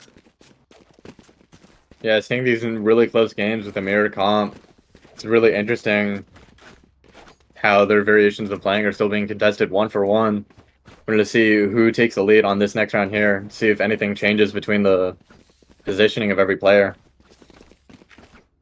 I would have to check this, but I think most of the first bloods have gone in favor of UNCW, but you can't really tell from the score just because instantly it feels like they're getting traded out. Like in that round, Owen on the lurk, instantly traded out. Ghost set up beautifully by the breach utility, and now pushes up behind the fault line as well. That breach and jet synergizing so well. Owen, though, able to recover a rifle. But do they know about the Cypher? Does the Cypher know about them? NCrane, a bit of an awkward timing for El Toro, as things now are in a 3v3, and with rifles recovered, this eco round is anything but easy. Neural Theft will reveal that there's no players towards A, and that should allow a plant to come in. No orb for NCrane to pick up, so that won't be a guaranteed Rolling Thunder in this post plant. A tap to try and force the Hunter's Fury. A beautiful fault line on top of it. Beautiful utility from the breach. The Shrouded set being able to just barely survive through the Hunter's Fury right there. So far, Shua utility has really been the key to that round. As Kelp and Shua will close out the kills. I mean, Shua feels like they had a hand in every single part of that. Every single kill in that round. I mean, the flashes, the fault lines, setting up their team for success. So even though we see both of these breaches at the bottom of the scoreboard, if you look at in terms of assists, both of them are leading in that department. And that's just what you love to see in a breach in general. Never tend to see the highest kills, but you see all those fault lines going out and every flash being able to provide so much support for the team and being so deadly towards the other team. Early Garage C split look coming out from UNCW. Philo. Seeing that Cypher wire being broken with the shock dart. The tip of the spear, but Cam spots out onto Philo. And that will trigger in now. The dash in is caught by the trip El Toro from the backside with the cage in front of him. Able to just get a second ping from that trip. This time though, El Toro in the backside, able to get 3. Jossum gets in on the killing, but with that beautiful anchoring from the Cypher, allowing the rest of their team to flood back in. Delaware expand their lead to 2. Yeah, Delaware really seems to begin to be snowballing this. Oh, and we're going to be seeing a timeout here from UNCW. They do kind of have to edit their strategy right now because they are just getting outgunned and hitting disadvantage every time they try to execute. Bruno, how would you change up these attacking rounds if you were on the UNCW timeout, if you're in their voice comms right now? The attacking rounds are definitely a little fast. Like you said, we would have seen UNCW play a little slower. I think they definitely need, and especially when you're looking for those lurks, you need to be grouping to try and play for the safe picks rather than just absolutely not getting traded out. Yeah, of course. You can see onto those UNCW players just listening, letting their coach speak, making those adjustments. Going into this round, though, with that Rolling Thunder, that is a great tool to have into this. That Rolling Thunder could be the difference between them winning this round or not. As long as the Breach is able to use it, they're either going to get the site for free, or they're going to be able to contest the post plant really well. Yeah, the Shrouded Step as well in that Omen's hands. We've seen Brodo towards that grass position to dodge out any of the early Breach utility, but on this eco round, it seems like they're going to speed up, go fast towards B. Philo dashes and updrafts up on the top site, but once they actually are able to clear sight, just dropping down. The Aftershock stalling out this plant from BrodoBaggins right now. Brodo changing his position before the plant. And it seems like we have a 3v3 and a 3v2 on this flank. NCrane blinded up. Beautiful paranoia. Allows for 2 kills from that Delaware side. And yet another beautiful fault line. Last player standing. Kelp and Toro able to capitalize. As it's Seekers just to back off. Saving the Deagle? Getting the flick with the Deagle. Beautiful shots, but only a little bit of consolation. I actually would have preferred Seekers go down there. That way you'd go into this round with the Hunter's Fury. I think he had a Vandal in hand though as well. Of course, with that timeout on the eco, this is the round where we're going to see the adjustment. This is why they took the timeout, to talk about this round right here. And if they can't flip it, I mean, that's most likely going to be the map. If they cannot flip momentum right here, a huge round into this one. Both Omens have the ult in hand. Bladestorm for Delaware. Rolling Thunder is on that UNCW side. Checking all around for the Cypher util with that Owl drone, but spotting absolutely nothing because the Cypher util is on site. Seeker's drone was cancelled by the Aftershock from that breach. Just an unsung hero of the game so far. Both these breaches, I mean, I just can't stop harping on it. Because it's something that goes unnoticed constantly, is how well these initiators support their duelist and support the rest of their team. But as things are in a 4-1 split now, UNCW pushing up towards that A site. Owen left alone to lurk towards his garage position, but it's Ghost ready for it. Ready for that Omen to lurk up. And now, that's the pivot option. Taken out. There's that Rolling Thunder that we were talking about from NCrane right here. Allows them to take onto the site. Finally, 30 seconds left. Spike will be planted. A whiffed shock dart from the Sova. NCrane with the Aftershock. Ready for this. And the fault line on top of it. NCrane, they used a little stall and the first blood going in favor of him. But Shua traded out now as the Omen drops down. A 2v1. The Sova alone in the backside. NCrane gets 3 from that hell position. Keeping UNCW alive as they close the lead to 2. Yeah, and again, we're finally seeing some of that slower play, and it's giving them much better execute because they're ruling out options that they have and playing with a lot more confidence because of their managed pace. Right there. I mean, Seekers, 28 kills. Just 2 shy of that 30 bomb. Philo as well getting in on the frags, but the rest of these players just have not been able to get their groove in terms of their firepower. But so far, 4 players towards grass, but it's El Toro to receive. The only player in garage facing an entire team and gets one and gets out. That's incredible from the Cypher. Yeah, seeing Breach trying to play into this garage, but not being able to, being denied just by the wild shots. Breach playing a little stronger into that window angle. Makes contact with the Cypher.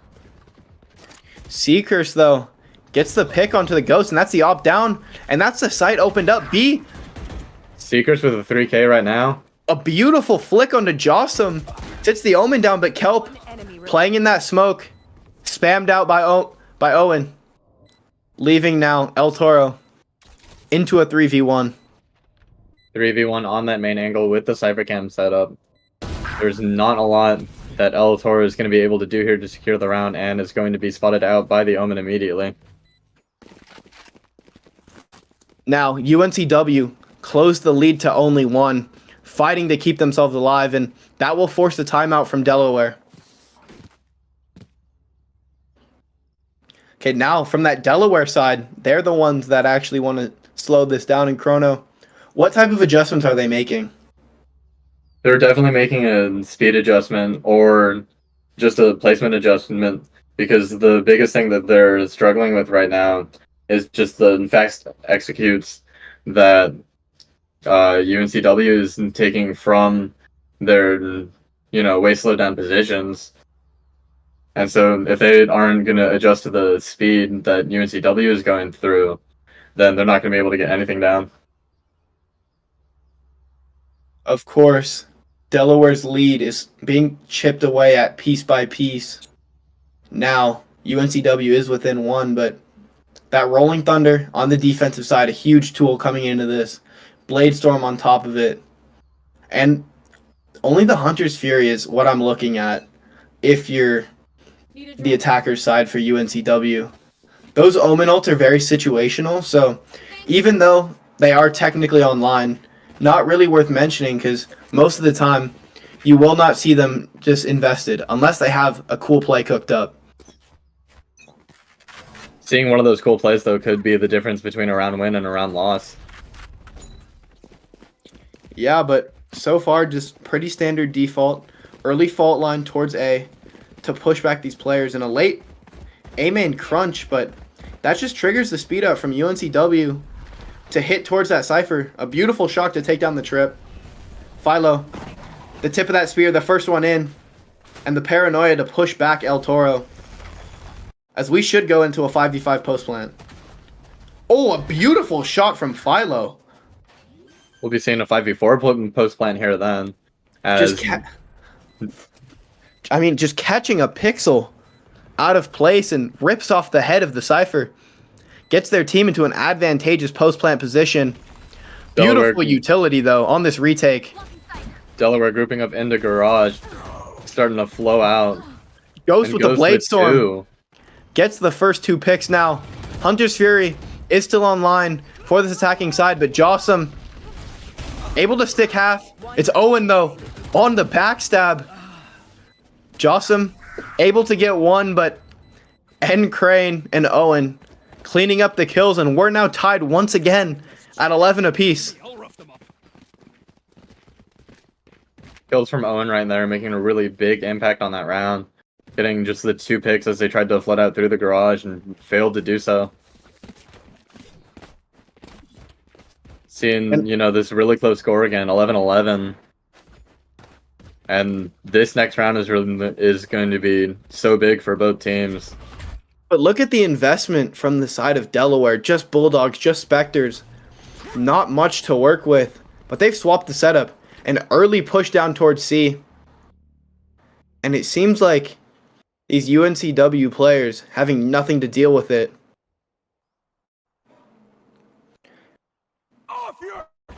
And there's the Rolling Thunder. The Cypher, only 1 on site, but that trip tags onto the Jet. Some Philo spam. doing everything that he can to stay alive, but Toro. of to no avail. Able to claim the kill through the smoke. A one-way on bomb. Owen a little nerdy there. But they TP'd past the trip. Do they know about this? Owen, it seems like he's aware. Oh, the paranoia. Ghost capitalizes off of the back of that with the Spectre. Now a 5v3. Pre-fire from the Cypher not being enough on that flank position. A 1v4 for this Omen in hell, and too many targets to deal with. Delaware will get to map point to keep themselves alive in this series to force a map 3 as the defuse will come in. UNCW on the back foot now.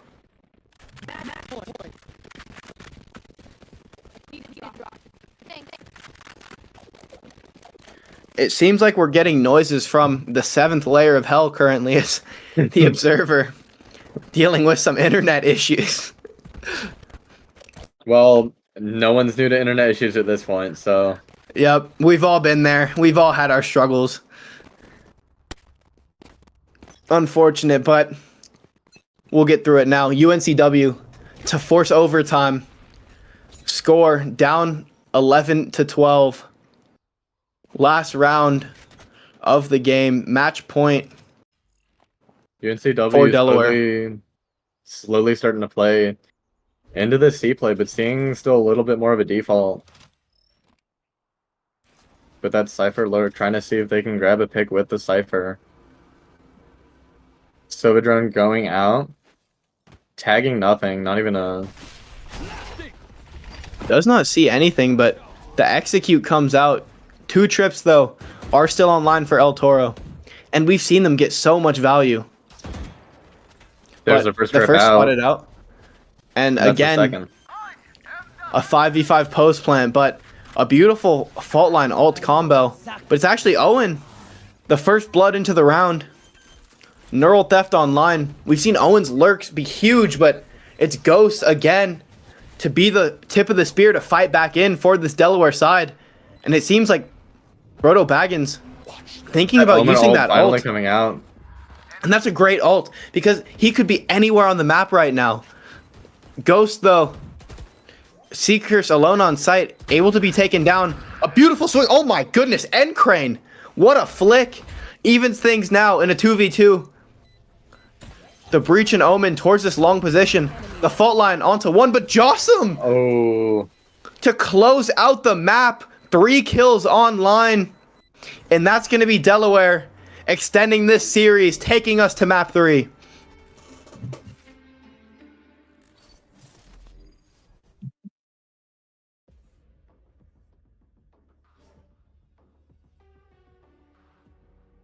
Beautiful shots out there from Jossum to close out the round and close out the game, take us to map 3. Seekers. I mean, that's a feels bad, man. 31 kills on the board. And just Yep. not much the rest of his team could do to actually help. But we're going to cut to break. Don't go anywhere. Map 3 is coming up next.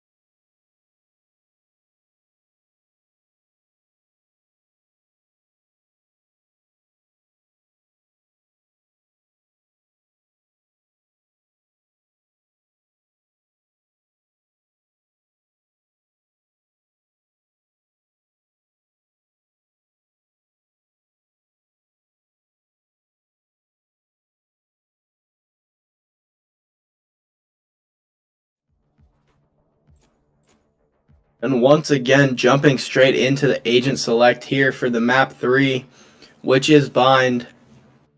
It seems like we may get pretty similar comps with this most likely double initiator, but actually We're seeing double smokes on the defender side right now.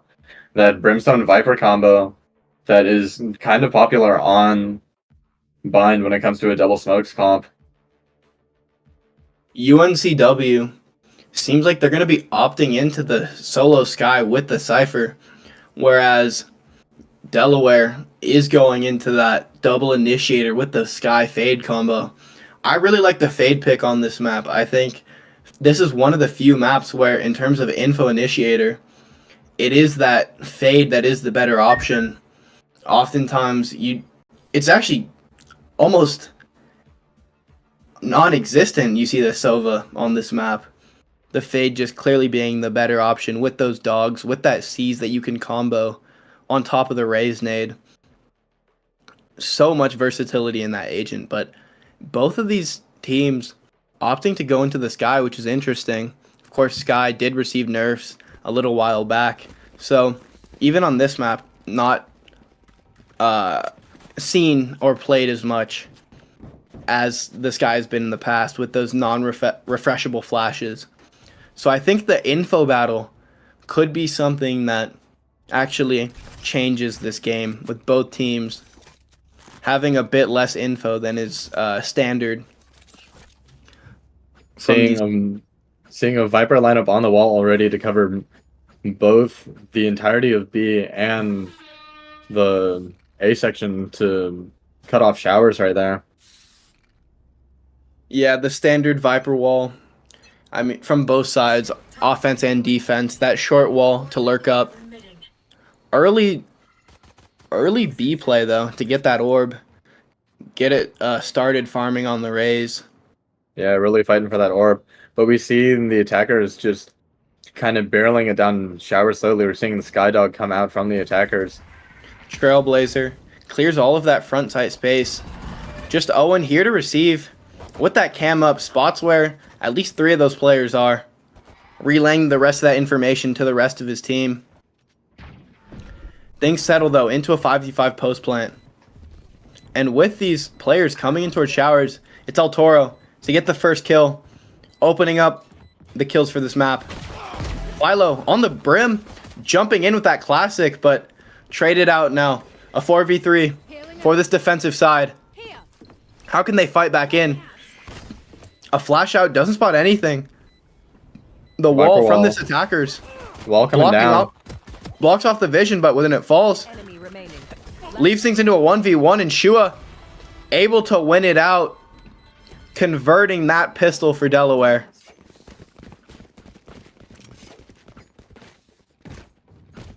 Seeing already strong plays from both sides with the 4-man into shower and just the general plays on B forward.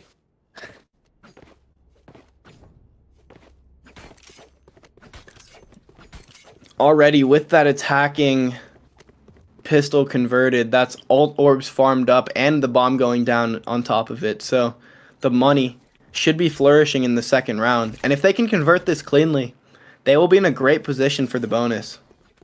Already, though, early pressure towards B. With the Skydog out towards long to clear things out. As it's 3 players towards this hookah position. The flash out. Just the fade here to receive. Kelp able to go 1 for 1, but that should be a gun recovered. As all 4 players now for this defensive side are there. Shua gets 1 and wisely decides to back off. It seems that UNCW going on a wild goose chase. Shua trying to just play around that orb. Stalling out, but things settle into a 3v3 now. Philo being given the Spectre as they head down the site and towards the bomb for the retake here, but they are running out of time at the moment. They have to do something fast or they're not going to secure the round. A beautiful flash, but Crane now dodges out the sky flash. The sheriff shots will not connect as El Toro played that beautifully, but only one weapon recovered. So, I'm Not sorry, unfortunately. no weapons recovered. El Toro unable to escape the spike. And Just by a smidge, a second sooner, and El Toro would have been able to hit the teleporter. yeah, unfortunate there from that Delaware side. They were able to convert the round though, so at least happy with that. Going into this, just an eco, unable to afford any rifles into this third round, so most likely it will be UNCW to convert unless something crazy happens from this attack side.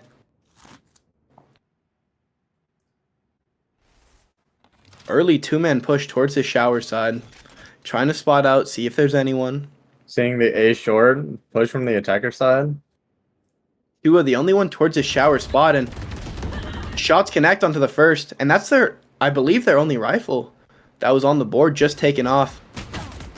Seekers on the raise, yet another roll swap. It's Ghost with the Sheriff, though, to even things once again. Bomb still not planted, and with a minute left, they have plenty of time to play with. Does Delaware allow doubt to flourish in the minds of these UNCW players? It seems like they're grouping up back to recover this rifle. BrodoBaggins, the only person here towards the shower's position. And they were able to recover it. Shots, spots out the first. Beautiful to get 2 kills there. Leaving Ghost alone, and there it is. Philo closing out the round. UNCW are on the board.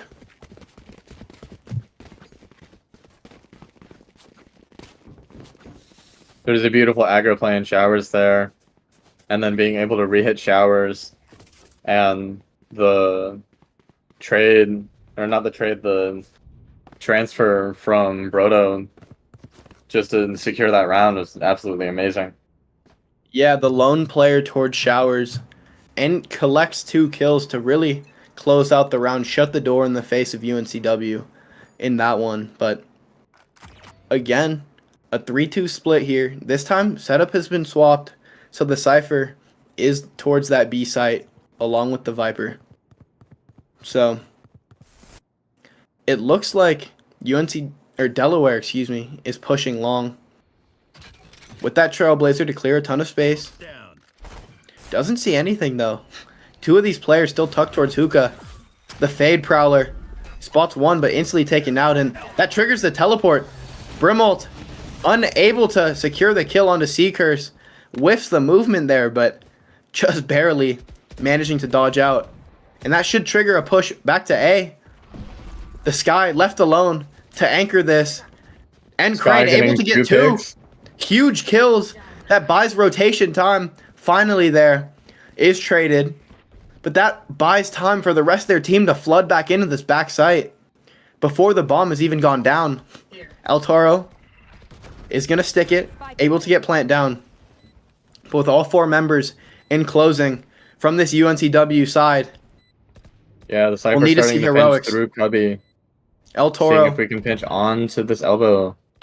checks out the flank. The Seekers come out, but revealing there's 2 members close. Not in time, however, as that's 2 kills now. Jossum towards that triple position. A beautiful molly to stall out time. Jossum just playing around this triple box so wisely, but eventually does go down. Ghost, the nade, whiffs, but able to collect on the kills. A beautiful satchel on the wide swing, and Delaware extending their lead once again.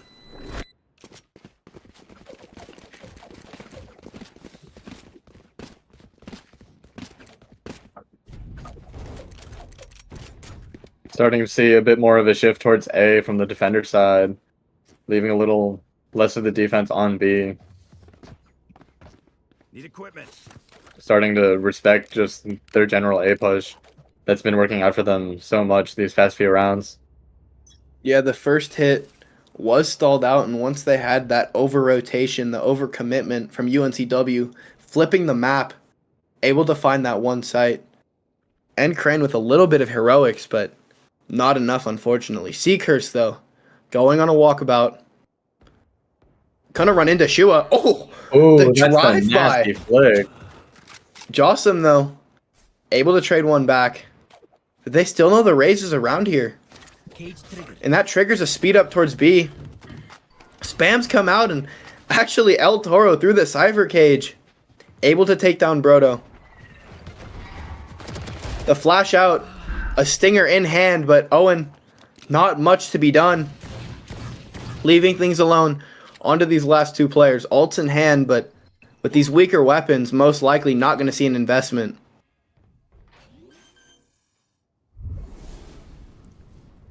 Spike planted. We see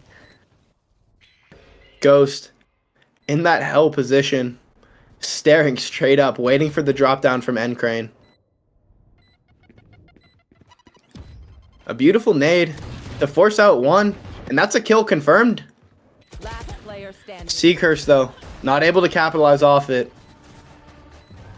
And that's 4 onto the board. A Unfortunately, clean no other pick- anti-eco. no other picks able to be taken from the side of UNCW in order to try and hurt that Delaware eco. And really, Delaware's eco starting to flourish because of that. But ults are starting to come online. We see 4 on the side of UNCW. This hopefully should be the round that they can flip the momentum.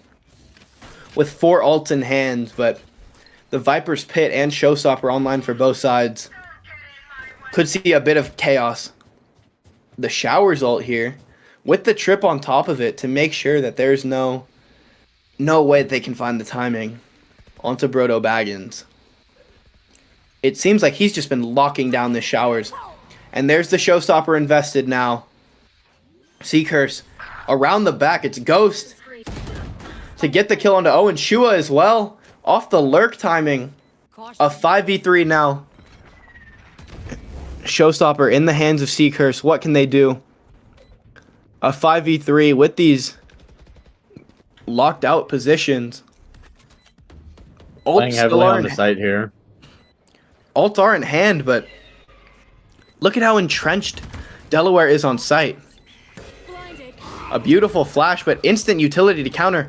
Allows Jossum to swing off the back. Seacurse able to get one, but Player standing. just time ticking down, and Shua closes out the round. Delaware dominating so far in this first half.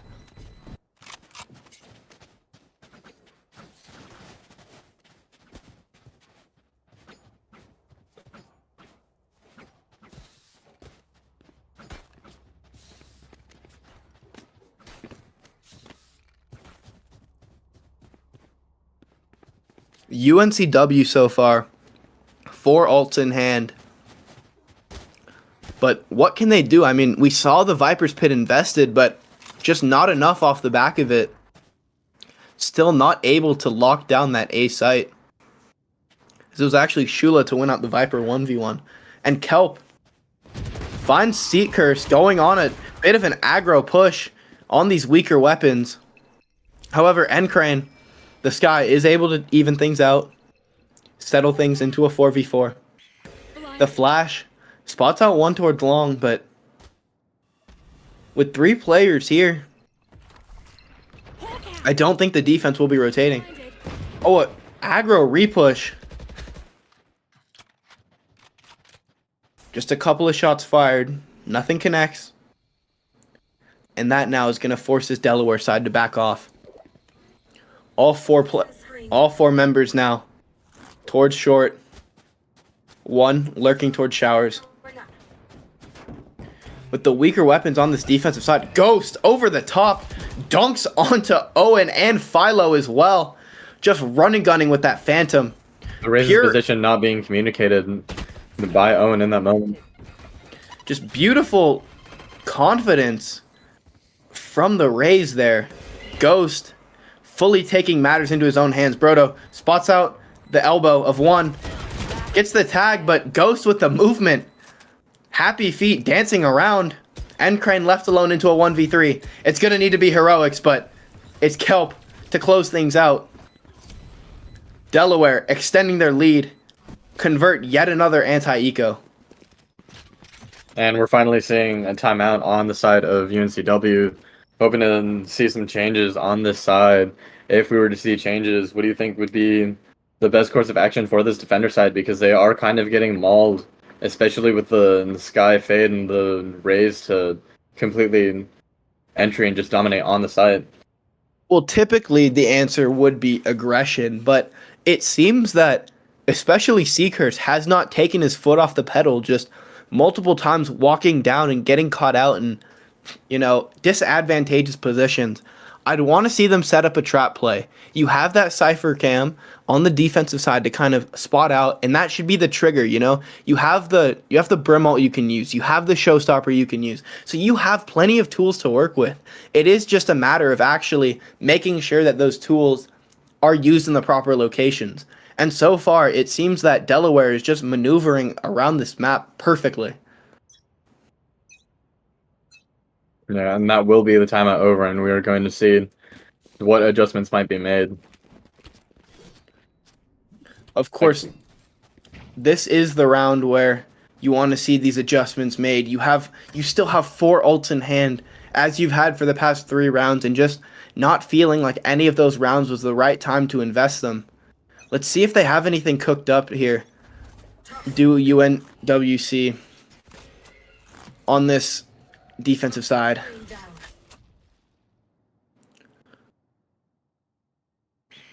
Early pressure towards long from Delaware. All 5 members are in towards long. Meeting no resistance so far. An early Trailblazer to spot in. Clears out the rest of side, and it seems like a beautiful execute should be coming out here. All choke points smoked off, even aware of this hookah position. And with the Viper's Pit on site, it's going to be really hard for UNCW to fight back in. Seeker's taking the teleporter to go regroup with his teammates. But BrodoBaggins caught unaware by Jawsome. Ghost also caught off by that orbital strike. With the neural theft to reveal the position, Seekers gets 1 on the flank. A 4v3 now, a 4v2. Viper's Pit will be dropped, and that should be a round converted. Unless El Toro has anything to say about it. Owen sticking the defuse, and that's a second on the board. That's what you want to see coming out of the timeout. 100%. And we saw, all 4 ults come into use there, and it was really needed for them. And it's really good that they finally popped them. It is good that they finally popped them, but on the other hand, you used all 4 of your ults, so that's kind of all of the snowball potential taken out of the round. And on that Delaware side, you still have the orbital strike, you still have the Nightfall, and you have the Seekers on top of that. So Delaware should be able to right the ship, unless we can see some heroics from the side of UNCW. Yeah, taking an early position into showers here from Philo and Seekers. Aggressive stance on the extremities of this map. The Cypher, of course, towards that short position, but it's Philo. Opens up the kills, gets 2. El Toro, though. 2 traded. 2 of his own as Owen. Trying to take matters into his own hands, fighting up. Trying to force a fight. Able to isolate that raise, but El Toro, a beautiful timing taken. 3 already on the round. Nightfall still in hand as the bomb will go down. Trailblazer from NCrane to spot out where these players are. 1 spotted towards this U-Haul position, but the second player not noted. Dogs to force them back. A seize to halt their progression as well. BrodoBaggins decayed death. Forced to fight back into this. NCrane forced to look where that second player is. Cannot find him, and now reveals their position. Both there. Beautiful flashes, but just sticks it. Able to get half. And just not enough. Kelp plays that beautifully. 7 on the board, and that's the lead extended for Delaware. The stick on that half was absolutely beautiful for half the spike right there.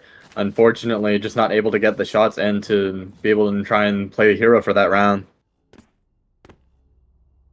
Yeah, and an orbital strike still online, so there still are plenty of tools in hand to continue to run away with this half. 7 on the board already, and on the attack side bind, you're feeling pretty confident. And the half isn't even done yet. Yet again, forced onto an eco are UNCW. And again, we're not really noticing it yet, but we're seeing just the long play from Delaware here, and we're providing no resistance to it from the timing on the flank, though. Look at Seekers behind them, short. Able to get one, and that's a 3v3 now. With players all trapped on site. Kelp relieves some of the pressure, though. Takes Owen down. A 3v2 is bomb. Hopefully should get planted. Spike planted. Seekers going on a walkabout towards this long position. Left just to the 2 players that were originally in hookah. This one in the corner spotted. Last player standing. Jossum able to take out Seeker here. And with just a dig in the hands of BrodoBaggins, likely not much they can do as El Toro will sit them down. 8 on the board already for this Delaware side. Full momentum is in their favor. They ran away with the last map.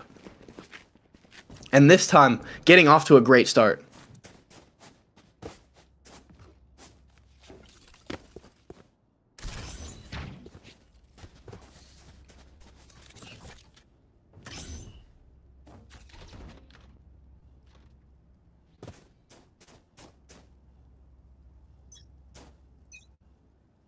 We're seeing a bit of a different setup this time. They're starting to respect the long angle a little more. And they're playing a big fight for showers here. Philo getting the first pick on El Toro, who tried to peek through the Viper wall. There's Seeker with the second pick. Alt is online if he can get that orb. And as they flip the map, that should be the showstopper coming online for Seekers here. BrodoBaggins left alone to anchor this by themselves. With the cam as well, to spot onto site. Ghost on the lurk. Brodo making a major back off when it comes to this speed. NCrane catching Ghost unaware. A 3v2 now. The Brim pushing down towards spawn. Philo. I'm sorry, Jossum. Able to collect one. Fade left alone in the back of sight. Trying to play around. Find where these players are. Owen gets the kill onto Kelp. The Molly. Able to get one, but it is Owen to take down the Brim, securing the 3rd round for UNCW. Taking as much momentum as UNCW can get right now. Last round in the half. Yeah, we're taking on the last round here. We're going to see if they can end it 8-4, or if we're going to go on to a 9-3. Of course, you're already happy if you're on that Delaware side. 8 already on the board before the last round even happens. So, a successful attacker side, I would say.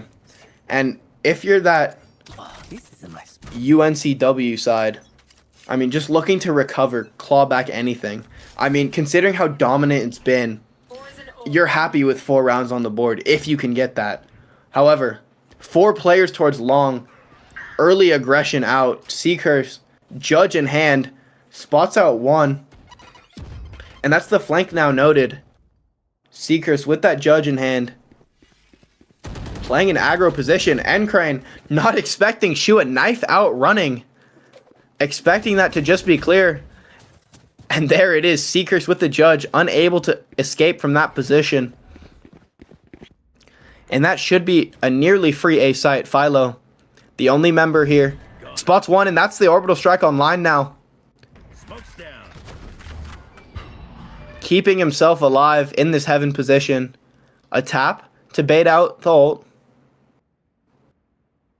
But Philo playing that so smart. There it is. Once that trip gets hit, it might push them back. But stalling the time there. Unfortunately, that is a bit ahead. BrodoBaggins actually will claim the kill on Shua. A 3v2 as they're coming back to him. Are they gonna expect it? They do Jocelyn not. doesn't. Player standing. Able to get one, but Kelp trades it out. Nightfall online. Philo, though, able to beat the timing. Sneaks into this backside. A 1v2. The Brim Molly is in hand. Spots the first towards Cubby. Does he know where the second one is? Does not matter, is Ghost able to close it out. A 9-3 half in favor of Delaware. Switching sides.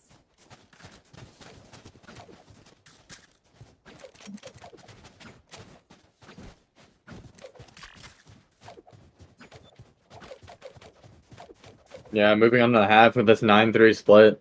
It's not exactly what you want to see on the UNCG or the UNCW side, but definitely something that they can turn around in their favor.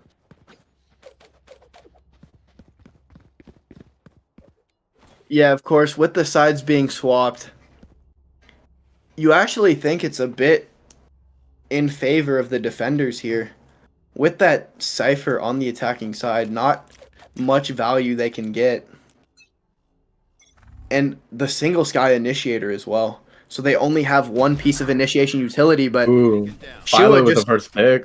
dry swinging into the arms of Philo, deletes him with that classic. Beautiful shots out, but a huge brawl towards Showers here. NCrane gets one. Owen gets the second, and just the Rays now left alone on this A site. 5 members encroaching.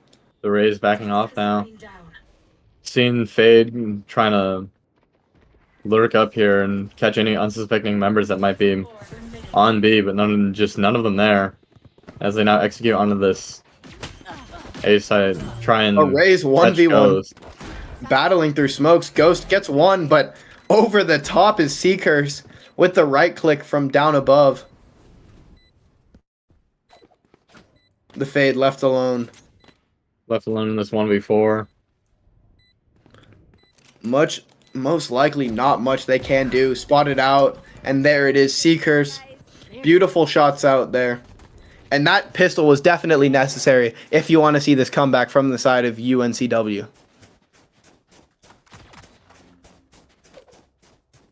Yeah, instantly they're starting to convert this pistol into the big buy round, and as long as they can barrel it into, a bonus round, it's going to become a bit of a landslide.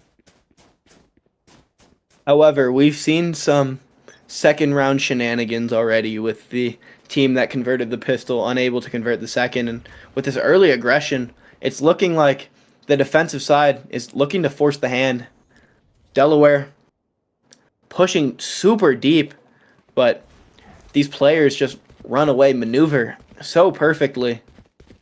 All 5 playing towards Showers, able to plant, and they flip the map too, planting towards backside, I believe, as Owen has just taken so much space. With the Rays in heaven as well, maneuvering around this anti-eco so perfectly. Trick shots. Owen gets the first on to Shua.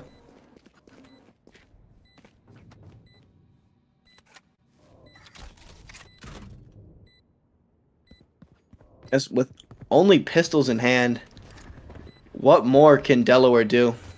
How much more can they find? Can they take some of these weapons away? Get a little bit of those orbs.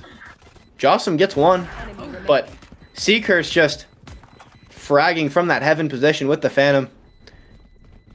And now, needing to escape, NCrane collects one, but everyone will escape safely, aside from NCrane. Or 3 NCrane. Yeah, 3 guns carried over into this next round. There. Should have a high likelihood of converting this bonus if they can maneuver properly. Yeah, and as long as they convert this bonus, this is going to be really big for them. On to the future rounds, they're going to have so much more in terms of just general eco. Pretty funny though. We see the Rays Sky Viper as those top 3 fraggers for each team. So a bit of parity in the comps and in terms of the fragging. Yeah, seeing all 4 members just going straight for the Kavi section and just right into U-Haul right there. A beautiful satchels out from Seekers. Able to get the kill onto the dueling raise. That's spiked down for UNCW. And a 4v4 post plant now. UNCW. Clock now ticking in their favor. Seekers trying to find some pot shots through those smokes. Seekers But backing off now, regrouping with the rest of their team in Kavi. Oh, a beautiful haunt. Able to get Shua 2 picks off the back of it. Now a 4v2. Seized. Comes out. Kelp. Able to get the first and the second as well. And that's Delaware now getting to 10.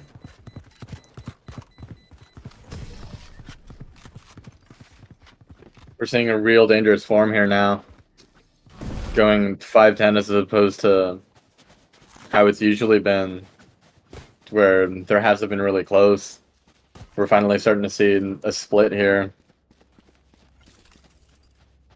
Of course, weaker weapons were in hands of UNCW, so now that they have rifles on the board, what can they do? Can they continue to try and claw their way back, down 5? Already Delaware have double digits on the board, but Showstopper is in the hands of Seekers, and we've seen how dangerous he can be.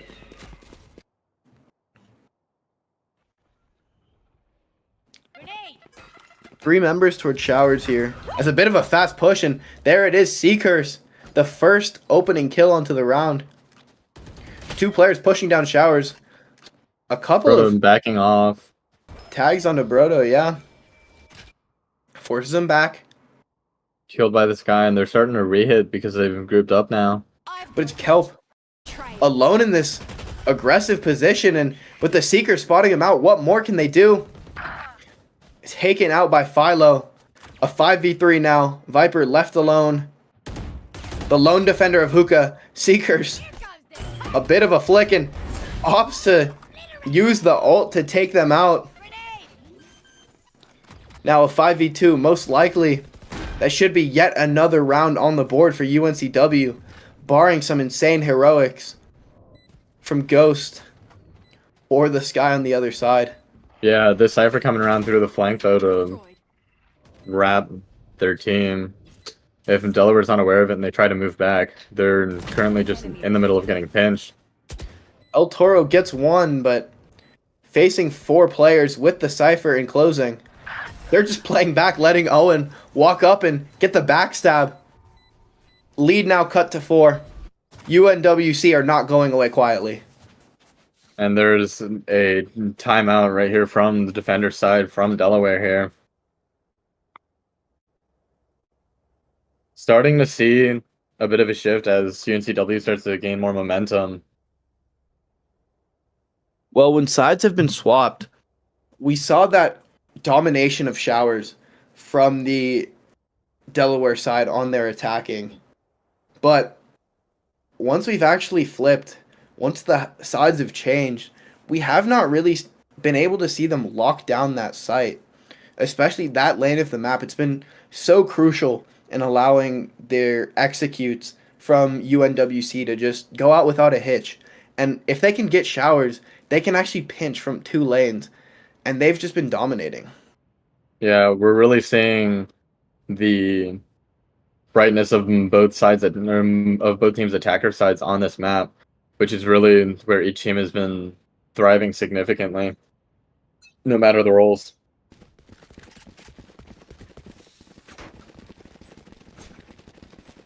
Yeah, of course. Going into this one, looking to crawl their way back is UNWC. So far, off to a great start, but Delaware stopping the momentum, halting the momentum, really adding a break into the round. Yeah, seeing Delaware play very aggressive onto short on B side there. Seeing the Early play out of smoke out Hookah. to try and dodge that Sky Flash, but Do they suspect actually that the comes. Viper in the corner? They do. Seeker Seekers and gets one. NCrane. Beautiful picks, really well played there to kind of dictate the pace of the round. And that should be this one done and dusted. Unless Kelp has something to say about it. Sneaks into backside. Able to get one. What more can they do? Allowing their team to try and fight back in. Tagged by the dog, though, and that should be the round. Kelp, though, Ooh, while Kelp gets one stunned, through the concuss. allows Ghost to fight back in. Now, 2 players left alive. Owen on the flank. And Philo spotted out with that seize. As they know where this last player is. 2 kills. Jossum, though. Safe pair of hands. Delaware get to 11. Cutting the lead back up to 5 on Delaware's half. Starting to look really dangerous for UNCW in this moment. We almost saw some broken plays from Philo, but it just was not enough because of Jossum just being in a really good position and having that rifle ready. Yeah, Philo hit 2 incredible shots, but the heroics are not enough to drag UNCW over that line. However, orbital strikes now coming online for both sides. A peek in the showers for just a moment. And Delaware has enough ults to run away with this, secure match point, maybe even close out the series. Yeah, Delaware Viper. playing heavy onto this A site. The shorty in hand for Shua, able to get the kill onto Seacurse. That's the tip of the spear gone as well. That ult, though. Thinking about investing it most likely towards that hookah position, pondering if they should use it to find an opening into the round, but they're actually going to let Owen lurk around, try and see what they can find. Taking the TP back as they've just walked onto site. Now, revealing their positions. Creating a few more angles to watch, especially for this Viper. Orbital strike is invested to deny that plant. As El Toro swings off the back of the flash, only able to get one before being sat down, but a 3v2, and they're going to flip the map. 30 seconds left. 2 players left alive here to stave off UNCW match taking point. the teleporter, running Flipping towards them. that A site. Grabbing the orb, collecting it, getting one step closer to the Seekers online. But now, with players encircling, 10 seconds left. first player spotted out towards short. That's Seekers online, and that's going to reveal where these last 3 players are on the side of Delaware. The first spotted Raze got dinked there, and there it is, NCrane finally to capitalize. But the Viper behind, Shua, 3 onto the round now, leaving 3s onto NCrane. Can he be the hero? 3 kills apiece for both these players. The 4K will win it. 1v1. Viper's the pit Viper's invested. pit going out. NCrane The tap dancing onto the around spike. it. The tap forcing the reposition from NCrane. It's like ships in the night passing behind each other. Is the reposition expected? No. NCrane beautifully dancing around the Viper's pit, cutting the lead to 4 once again, keeping UNCW alive in this game.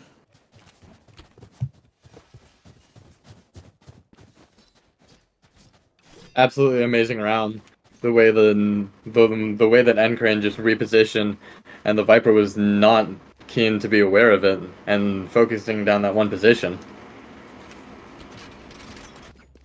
However, still, Delaware has plenty of ults to work with in order to try and secure this round. Only the Viper's Pit was invested, and the Orbital Strike on top of it, but still 3 to work with. Yeah, seeing 2 ults online on the UNCW side though, with that with that orbital strike and the neural theft. If they can get a pick down and they can get the spike down, they're gonna have a really powerful post plant. But it seems they're opting to play in these more passive positions. Brim was spotted out towards U-Haul and pushed back. But now, it looks like they're getting ready to start their execute, but a lot less of an execute and a bit more contacty. Opting to just walk in and see if they can find any resistance from this Delaware side. Clearing out U-Haul from the Rays. They have sight, but with 3 members still here for that Delaware side, what can they do? Down and out. Philo Ooh. gets 1 with the spam. Shot that's- through the smoke. What are they? How are they going to play this now? Only 20 seconds to work with, so I don't know if flipping the map is an option. The flash into backside tags onto them, but time is ticking and forced to tap bomb. Jossum gets 1, Down. kills a Christmas lights on the board. Planting in that same position, able to get bomb down now. A 3v2. Fade Haunt though tags onto 1. Spam barely connected, but only a bit of chip damage. 2 players facing together. Spotted out, and that's the Nightfall invested. A 2v2. Both these players towards heaven. It's Kelp gets the first. The C's onto 1. Philo flicking his crosshair. A beautiful the shot. tap. Philo, the 4K heroics in back-to-back rounds. UNWC staving off elimination at this point. Philo really stepping the game up once more to be able to give UNCW a fighting chance of winning on this map.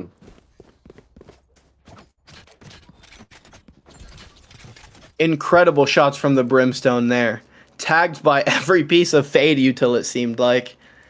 Able to get 4 onto the round. Yeah, the Haunt, the Nightfall, the Seas. He had it all. Still came out on top. Delaware, though, pushing super aggressively.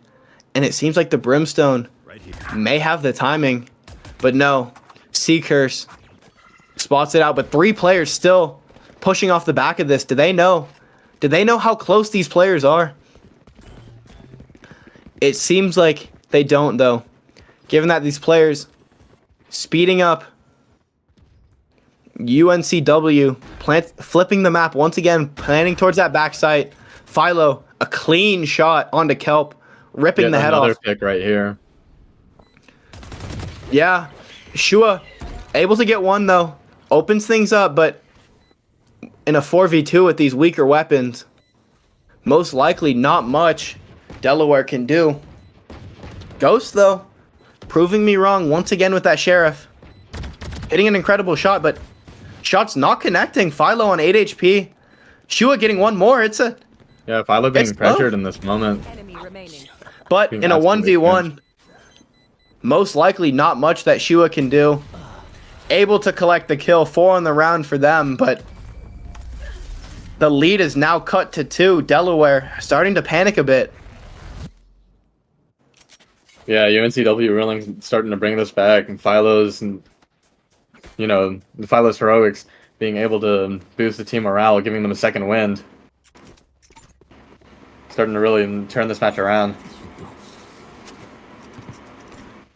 And we've seen this attack side on from both of these teams just have so much success manipulating the map, kind of finding those gaps. It seems like all of the aggression we've seen from the defenders just have not met anyone.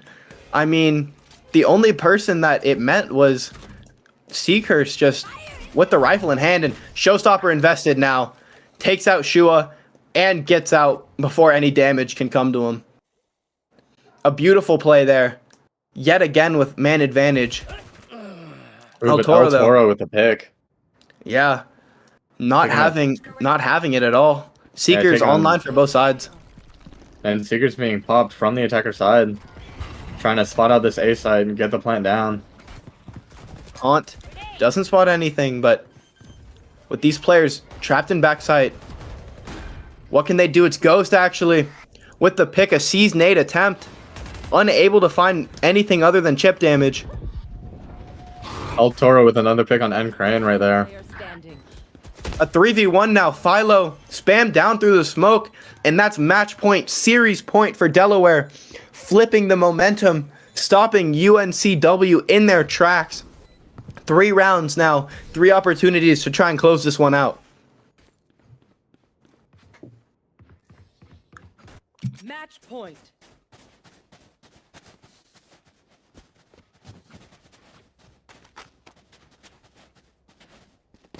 And even though UNCW has won the last 3 rounds. The economic damage from that eco round, when Shua got 4, is finally coming back to bite them. Only a single rifle on the board, Guardian in the hands of Philo. Seakur's top frag in this map with that Phantom, looking to be the tip of the spear once again. That first member in, but I mean, it's bits and pieces. It's a Sheriff, it's a Stinger. Like, not much to work with, not much to be hopeful about on that UNCW side. Playing this round a bit slower though. Just walking 4 in. people on the A site. Seeker spotted out by that Everyone's Prowler. back in here. And that's three members spotted towards this Delaware back starting right. to back off a little. But NCrane able to get the plant in. Seeker's backing off to those boxes. A 5v5 post plant. Weaker weapons are in the hands of this UNCW side. Trying to stay alive in this map. Trying to keep themselves alive in the series. The haunt out. Spotted. Spams traded back and forth, but it's Seekers to collect the first 2 kills. Traded back, however, and it's a 3v1 now. Left alone onto NCrane. Gets the first 3 bullets in the dig, but it's Jossum to close things out. 13-9. Delaware Defender. will win this series 2 maps to 1.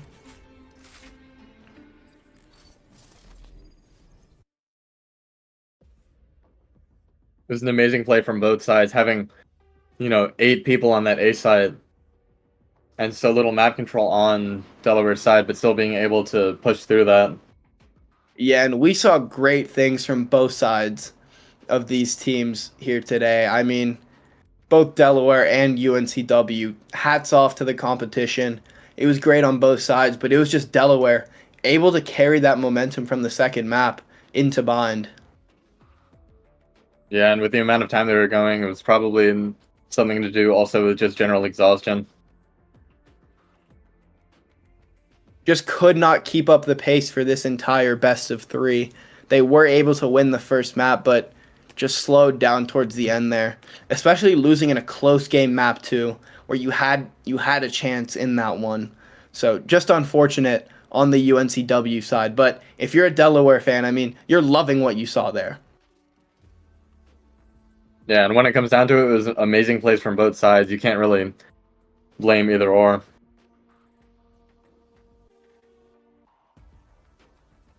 But from our end, I think that should be all. We had a beautiful best of 3 today. A great game. I'm Old Brown Banana. That's Chrono Spade. Thank you for watching.